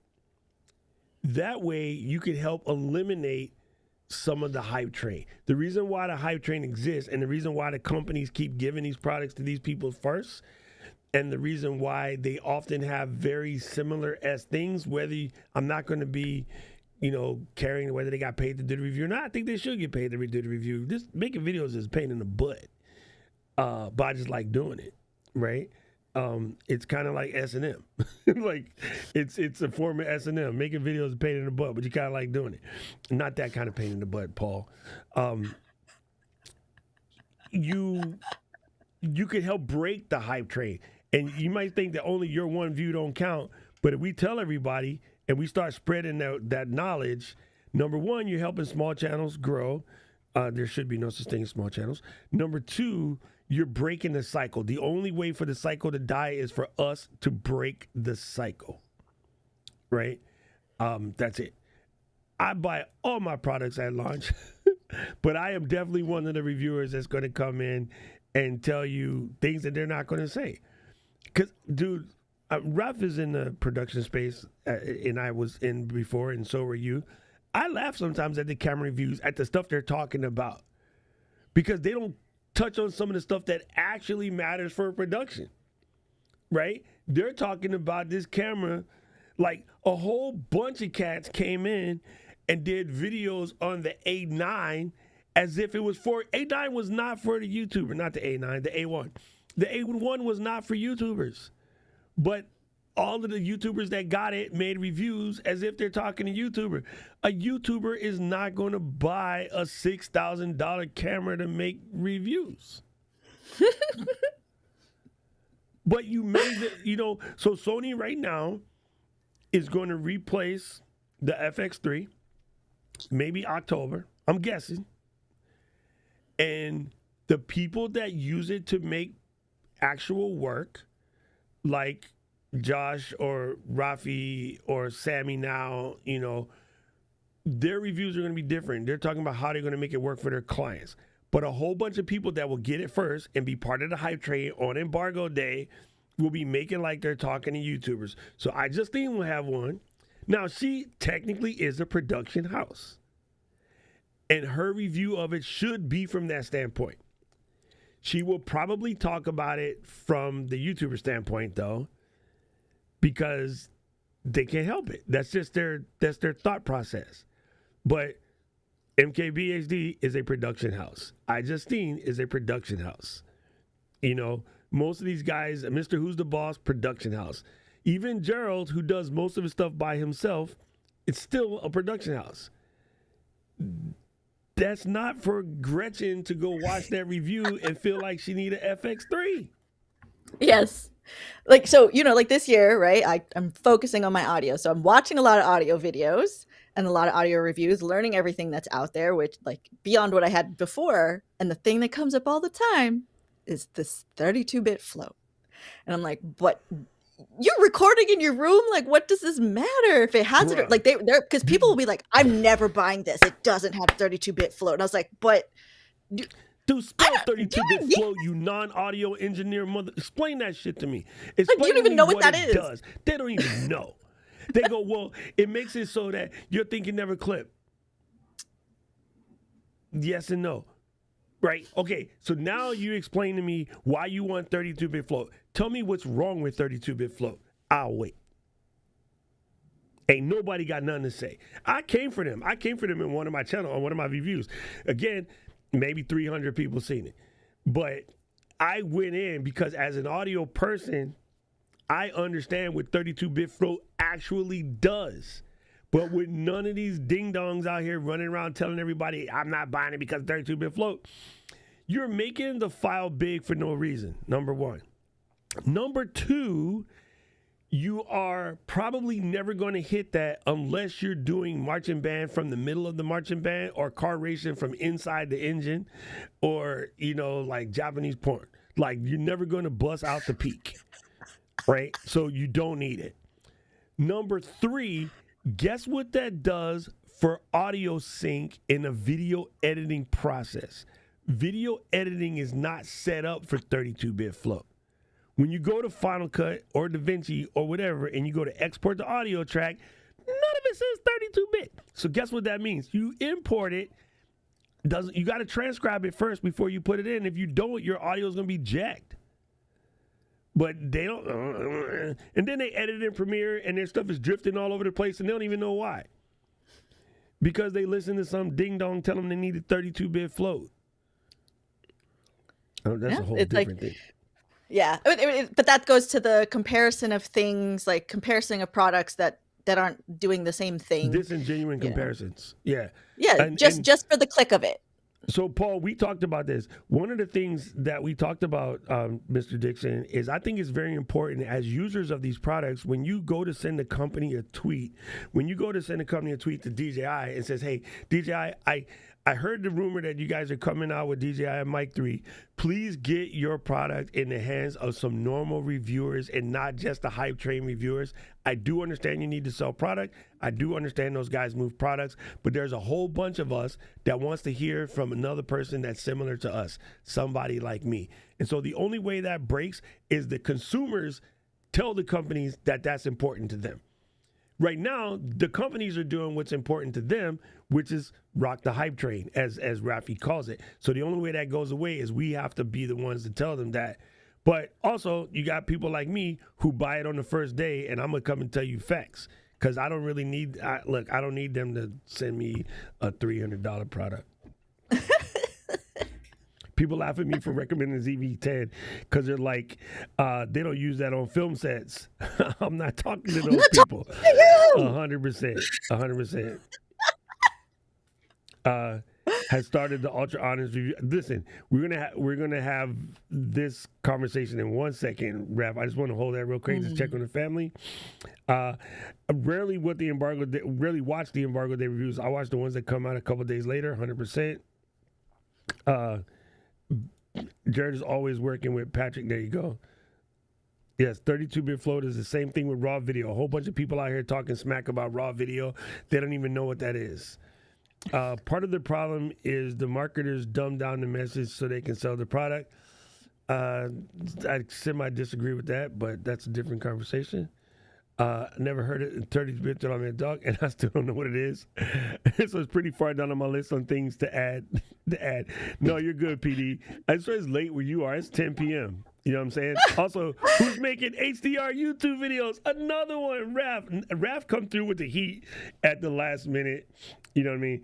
If you use 32 float and you're not learning how to mix or use the audio right, never used it, but you'll have to learn how to make it sound better. 100%. Yeah, 32-bit float also not going to fix your crappy sound. So, and that's like this. We should do a whole episode one weekend of terms you don't necessarily need to know, but are floating around. Yes. And then you can break them down for us. And it's like, you don't need to use or know HDR, right? But like, right. I want to know what it is so I can know I don't have to use it. Like, let's talk about it. This is not important for what most of you guys are doing. Okay, so Rafi mentioned this. MKB has started down the Ultra Honest Reviews things. I want to say this. I want to say this very, very bluntly. As a matter of fact, I'm going to go to this might be a short view. Mark it. Okay, let me hit the Shift M. Boom. MKB HD. All right. Add these markers, taking a breath. I think it is super jacked up for people to come for Marquez for what he said about the Humane pen and now even the Fiskar car back in the day. Listen, if you don't want the brother to make a review that might make or break your company, number one, don't ask him to do it.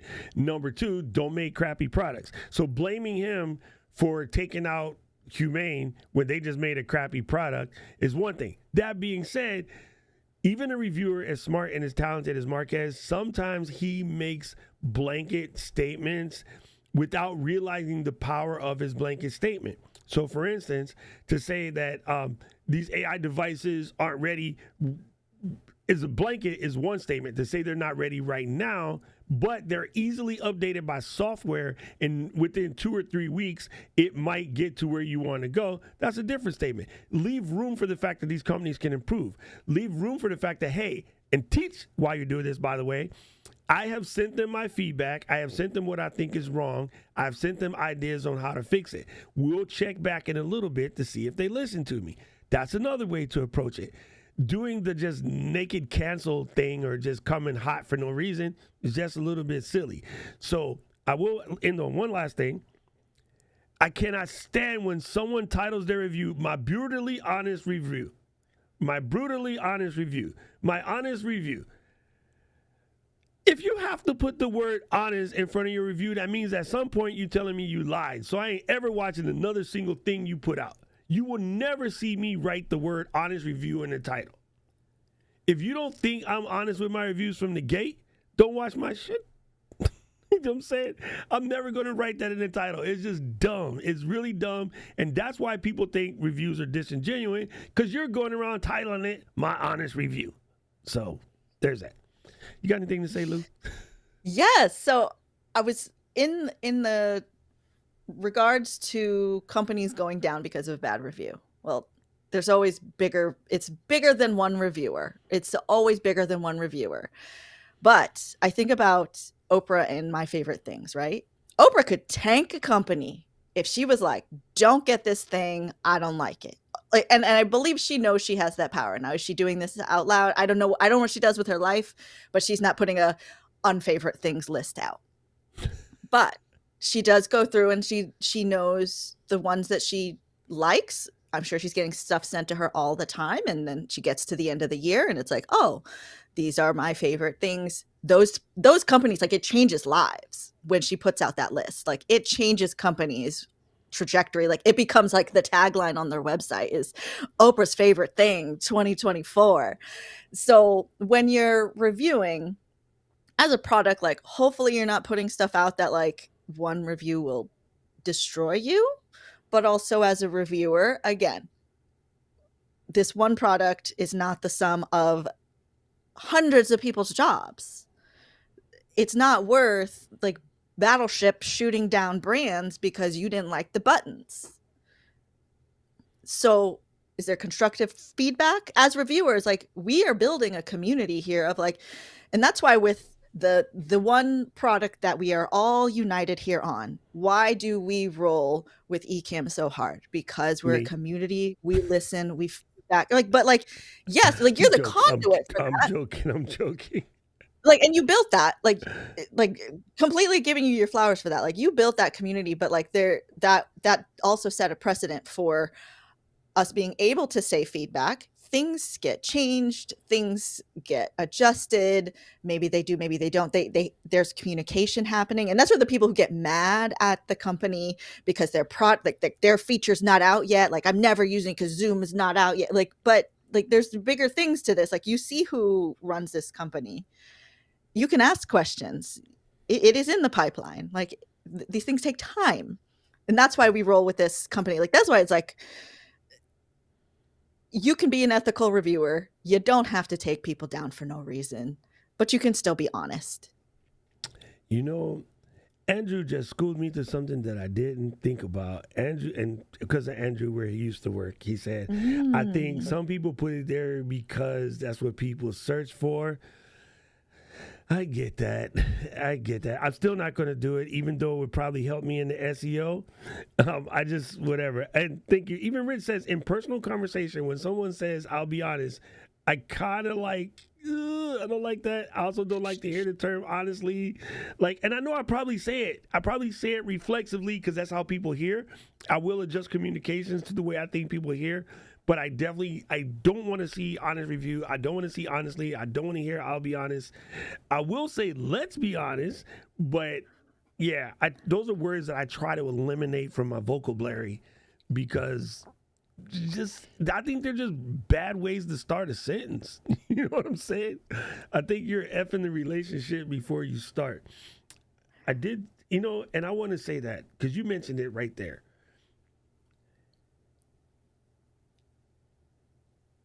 Everybody in this audience knows the answer. So I am going to talk circles, but everyone in the chat right now knows exactly the answer. Okay? My brother AK, love him to death. There was 4 other people at his previous company that we were just internet fam, right? These are people that I want to hit up a Merry Christmas and a Merry Christmas and a Happy Birthday on a Happy Birthday. And when their company got purchased from somebody looking to make some paper and started trying to jack with their ability to have relationships with the people that they had relationships with, it put a very sour taste in the mouth. And compliments of the previous CEO and founder, I have a lifetime subscription because P came through. P was like, I love you, bro, whatever you need. And P hooked me up. And he said, I'm about to get ousted, so let me lock you in before I go. It was like the Clash. Should I say or should I go now? Sorry, you know it was coming. And I honestly still like the tool, but I feel different about recommending it to folks because they did 4 of my people, I won't say they did them dirty, but they didn't do them clean. You know what I'm saying? And the girl one, they did the worst, which goes to what we were saying about treating females differently. Now, granted, I hear the stories from their side of it. I don't know anybody from the other side. I haven't spoken to any of them. I don't know where they've been. But you came from my friends, bro. Like, I'm sorry, I don't recommend them anymore, even though it's a great tool. And it's because I don't like the way that my friends got treated. And I'm like, if you're going to treat my friends like that and they work for you, what are you going to do to your customers? And that's the dangerous part about getting bought. I know for a fact the company that just bought the yard, they're not good. Bending Pixels or whatever they're called, not a fan. I'm not like what they did to Evernote. And then they jacked the price of Evernote by 47% a couple of days ago. When they got rid of Phil from Evernote, I was like, all right, then, that's the end of my Evernote use. And now they just bought the yard. And I know people think the yard's our competition. No, I got friends that work at the yard. And one of my friends left already because she saw the writing on the wall. And I'm like, yo, y'all come for JR. We go to box. JR is the sweetest person I know. And she's a Star Wars fan, so we tight. You know, so like, I don't know, man. Like, I definitely worry about companies that don't treat their people right, because how can you treat their customers right? And that bothers me. And so, first of all, AKA, I love you no matter what happens to them. So nothing to do with them anymore. I appreciate you. I should have known it. You was one of the first to get. I should have known, like, right then and there. And between he and I, and he told you the story, I need to tell the rest of them. AK saved my bacon. I would just say that. You know, AK saved my bacon. So I love you for that. There you go. Damn, I almost want to cry on that one because I see it. That one cuts deep, bro. That one cuts freaking super deep. That's crazy. Jeremy said, you think Marquez approved that thumbnail? Something says the worst product ever reviewed for now. I can't help but think he is the last line of approval before the content gets posted. Thank you, Raph. I need that right now before I bust a tear. What are you feeling? What is it that you're feeling? I don't use this terminology lightly because you guys know I'm an anti-disestablishmentarianist. Blessed. I don't use the term lucky too much as labor under correct knowledge. Luckily, I got knowledge from my friend that was like, nah, no. And I can't say, but you'll know later. And I know I did the right thing because I got all of y'all, right? Mm-hmm. I wouldn't necessarily be talking to you right now or, you know, bless up with Johnny and Sammy and like folks that I've met in the flesh. You know what I'm saying? Yeah. And that goes back to the relationships you're building, right? Because you were a human talking to a human at a brand that was able to give you information because of your relationship that helped everybody be better in the end. Yeah. 100%. And that is the thing. Like, you know, I do this because of people. I'm always chirping. Stop saying audience. Start thinking about community. Audience is one directional. Community is bi-directional. Stop looking at the numbers. I know we got like analytical phenoms in the booth. Matter of fact, Andrew used to teach a lot about the analytics in his previous position. And I would learn it, but I'm like, I don't look at it. I have not opened that page. I have not looked at my analytics in 2 years. I've looked at Paul's analytics because he keeps talking about it. Not Duncan, not Dixon. C. He's in the chat. Paul C. Paul C shows me his analytics, and I even be trying to tell him, stop looking at that mess. That mess makes you make knee-jerk reactions instead of just connect with folks. I am very much connect with folks. Probably the reason why I'm like this, because I grew up in a time where a whole swath of the population would not consider me a person. And I had to fight through that. I was always having to prove I was better than you thought I was. And I never want to be that to anyone else. Those pains cut from I was first able to understand life like 3-4 years old. And so when I got to the point where I can make decisions and I can be in charge about how to treat people, I'm never trying to treat nobody crooked. You know what I'm saying? Now, somebody come from my family or come from my friends, you don't want to know that part of me. And I'm telling y'all right now, nobody wants to know that part of me.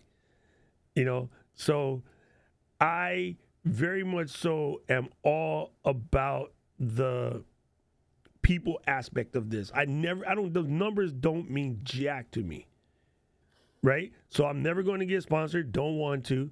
This channel runs basically off of memberships, super chats, donations, eventually selling these things, right? That's going to allow me to operate the channel for a couple more years. Wait, we forgot the pink one.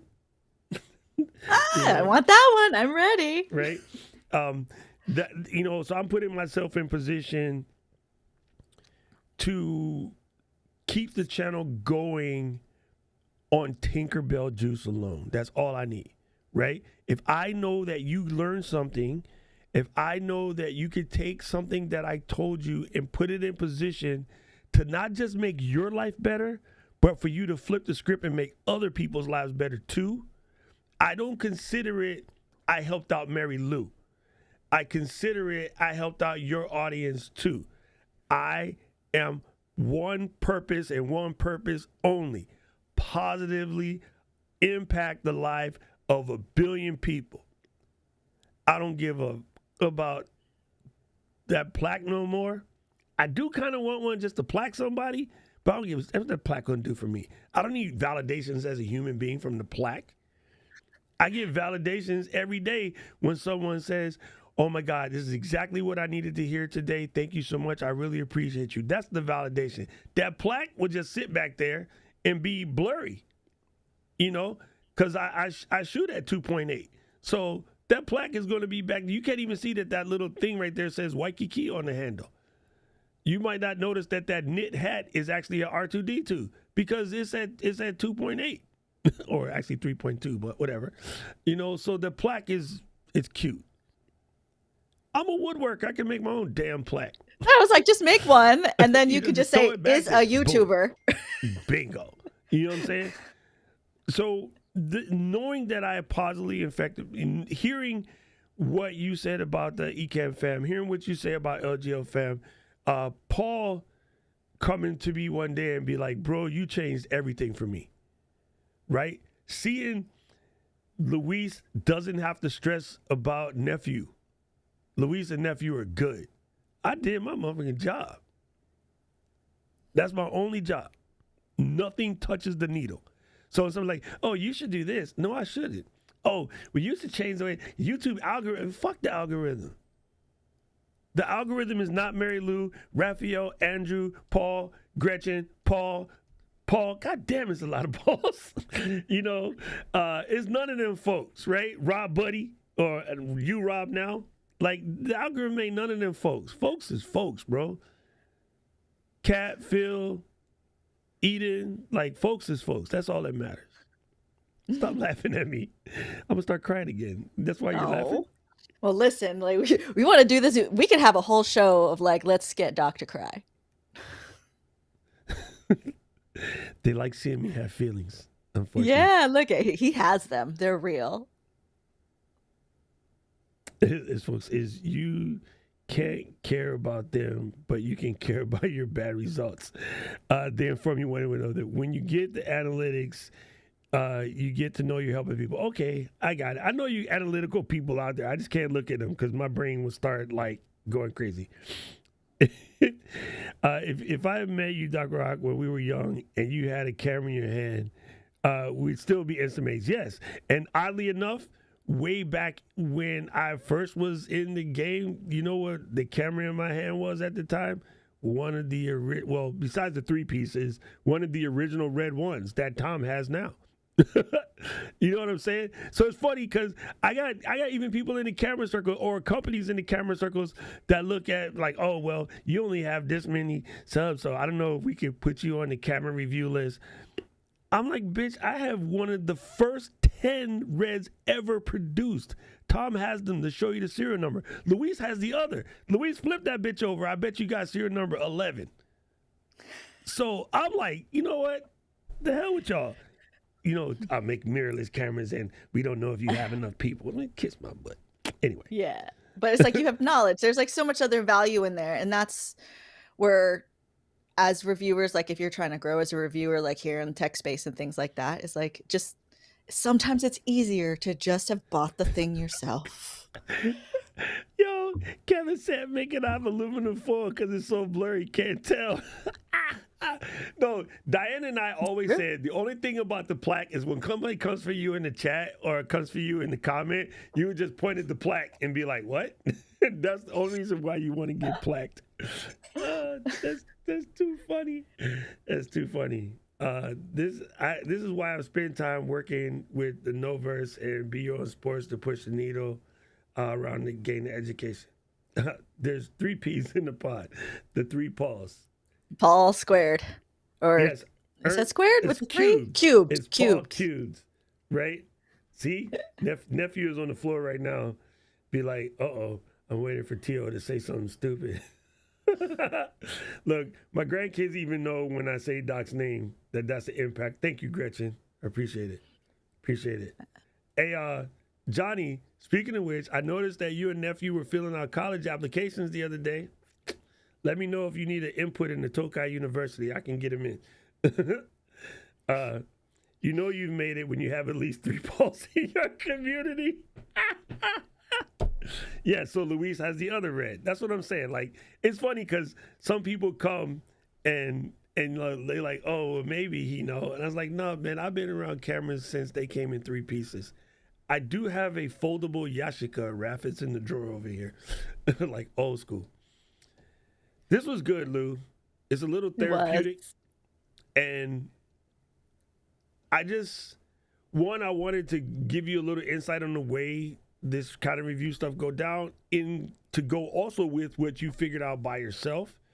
2, I really wanted to hear the impact of sort of where you're going to go with this and how you're going to make it work for you. Because let's face the facts, fam. People like us, it's an uphill climb. And I never lean on this, okay? I will bring it up in jokes at times. Occasionally, I'll bring it up if somebody comes for me. But I'm not out here as a black YouTuber. You're not out there as a female YouTuber. Just a YouTuber. If necessary, I'm going to have to remind you. If necessary, Lou's going to have to remind you. But we will always be undersubbed. That's just the nature of the world. People who are positively intended don't even know that they do it. Every person in here has built-in biases that you don't even realize you have because the world is the way the world is. I know for a fact that if I was to go to Beat Goat Creek, Indiana right now and walk into a neighborhood where they never see anybody like me other than the TV, I won't be mad at the lady that crosses the road and clenches her purse. Because she has been told by Law and Order and CNN and Fox and NBC and every movie that a person of my size with this beard, especially walking around in Adidas sweats all the time, might try to snatch her purse. Bitch, you cross the street, I got 3 platinum MXs in my pocket. I don't need your purse. But she don't know that. You know what I mean? She's going to go off of her education. I won't be mad at her for that. I understand why that exists. I understand why companies, I have to remind them that you are dope. You know what I mean? When I went to go talk to the people upstairs to be like, Kat and Marielou would make very good trainers. There's way too many ball sacks in this training department right now, and these guys are fresh, and I have to explain this to a female who should know better, and even she kind of don't get it. You know what I'm saying? That's a little weird experience, correct? Mm-hmm. Luckily, I saw the CEO after when we were leaving, and he and I walked to like some of the last people to walk away from the center, and I talked to him, and he's cool with it. He's like, let me know, and I'm like, anything you need, bro. My sisters can help you because there's way too much dingling in this upstairs, and I'm on a mission to change that because the more of you, they also see they need to add the more of me. Mm. There's one of us up there. Now, the other two who should have been there, we both didn't speak this year. But last year, it was 3 of us. So, very male and very pale, that's the nature of the verse. So, but we don't go around and lean on that like it's some kind of crutch. We're not asking for some special treatment because we're just going to point out to you that you're missing a whole different audience because you be like that. It's like, my money still works. Shit, my money green in the mug. You know what I mean? No, this was really great. I'm glad we had this kind of conversation. If you guys that are watching, like, if it was interesting to you, if there's like more of this conversation to go into that you would like, I think there's a lot to cover just in the culture of being a creator and the, like, we often talk about the business and then the tools, right? But there's like more to it in this thing, and like seeing, I mean, fortunately I'm like, let the other people step on their own toes so we can see what's going on. Right. Yeah. And then we can make different decisions. Watch them hang their own self. And that's fine. Yeah. And just know, like, if you make opinions, like you put stuff out there, like you can always learn from it. You know, like it's never the end for you. You know, like this company, the move that was made that caused the kerfuffle, like it's not going to be the end of them. They'll hear it. They'll make adjustments. It's a good product, so it'll be fine. We hope they hear it because they might just be defensive because it came at them that way. Yeah, it didn't come as here's a pleasant advice. It came as heat, so they might take it as heat. Yeah, or hopefully it's just heat towards them. Yeah, you know, yeah, and I actually got an email. I sent my brother a little something from the doc. Yeah, what did you hear? No, it was just like, yo, I've been busy this week, you know, trying to put out this fire started by, you know, some YouTuber. I don't think he knows that I know this person. So I was just like, well, whatever. I just sent them a little gift, you know, for taking care of us. Right. Yeah. And it was like, oh my God, I came in the office today. And see, this is what I'm talking about, relationships. People are people. Right. So I didn't listen to my friend fire at these folks. I had already set that wheel in motion. The box got to them. They opened it. I said, oh, my God, what a lovely treat to come into this. We literally needed this in the office today because we've been putting out a fire. I was like, I know about this fire, but enjoy your life. I got you. If you need anything. And my whole point of sending the gift was, bro, you guys welcomed my sisters, and you guys were super cordial, and you treated them with the respect they deserve. I even said, there were some companies on the floor that did not treat my sisters with respect, and I feel a little different about them than I did before. But thank you for just taking care of my sisters. It wasn't even about me. Yeah. And he said it was dope. It was super good next year. Look forward to having you guys back. You guys were amazing. And thank you for sending a little something. Yeah. Oh, it's great. And we still have so much footage to go through. There's so much footage. I just like pulled out your talk at the booth, and I was like, wow, we got to put this together. Like, you don't even understand. It's all like Donkey Kong. We shot all sorts of stuff. Thank you, Lou, for this therapy. We should do this therapy more often. We should have creative therapy sessions on. Oh, I love this. This is like Will Forever is like, you're going to be the Oprah of the internet. I'm like, I just need to make people cry. Show their feelings on the internet. Jacked up. I was like, he's going to cry. I was like, yes, tell me more. Oh, this is great. Well, anyway, you guys look forward to, we will be harassing your spaces from Chicago in 9 days. Couple weeks. Yeah, about 9 This is days still from now. more than a week. It's like 19 days. Is it? Man, I just looked at the thing and I swear it said 11 days. Oh, I know it said 17 days. You're right. You're right. You're right. Okay. I don't even know what the hell day it is. Guess what day it is? He said, Kevin said, let's go to Kevin's house and sit on the couch and spill the feelings. If you making Kevin cookies, I'm in. I am in like swim. Yo, Rich said, let's do it in the Discord so you can name names. I love it. Listen, I wanted to point this out before we go because I love this from Andrew. Andrew said, I've been asked to speak a lot, and I always say you have enough people like me. Thank you, Andrew. That is super dope. Oh, nice meeting you in Vegas, Marielou. The hell with you then, Rob. No, Likewise. He already said it to me. That's why it's funny. Yo, fam, this was great. I really enjoyed it. Let's pop into Discord real quick. Was really dumb, and I completely forgot because I got so busy hanging out with my sis, is I had opened up the Zoom so I could tell all the members to go to Zoom because we can see them now with the new integration, and I completely forgot to tell them. So Zoom is sitting over here open for no damn reason. Anyway, we're going to pop into the Discord real quick. I appreciate you, Lou. You need anything, holler at your mans. And then I look forward to pulling out some clips. We'll see what Cast Magic does. And we'll see what happens. All right. Thanks, guys. Oh, yeah, we should tell everybody, like, how the heck they can find the Lou if they need to. I feel like y'all know me, but Marielou Mandl, I'm the only one with this name on the internet. Thank goodness. You type it in, you'll find me. Yeah. I got like some geologist, some freaking singer from Nigeria, and a rock band that's actually made up of physicians, all with the Doc Rock. YouTube's my main spot, so hang out with me there. I'm picking up my live stream again. It got off a schedule because we were out doing things, meeting people, all of that. But lots to talk about and lots of things happening because I am really aggressively taking my stake as who I am in this industry, you know? Oprah. We're going to get Dr. Cry on camera. It's going to be great. You mark my words. Say happening. All right, fam. I will see you guys. Everybody pop into the Discord. We will see you in the hotbed. Love you. Peace. Stay up.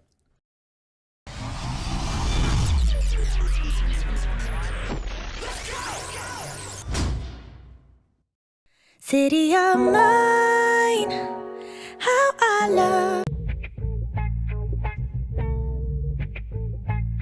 What it do? How are you today? Doc and Marielou are gonna talk about your tube and all the drama we review. Yes, it's time for the LGL show.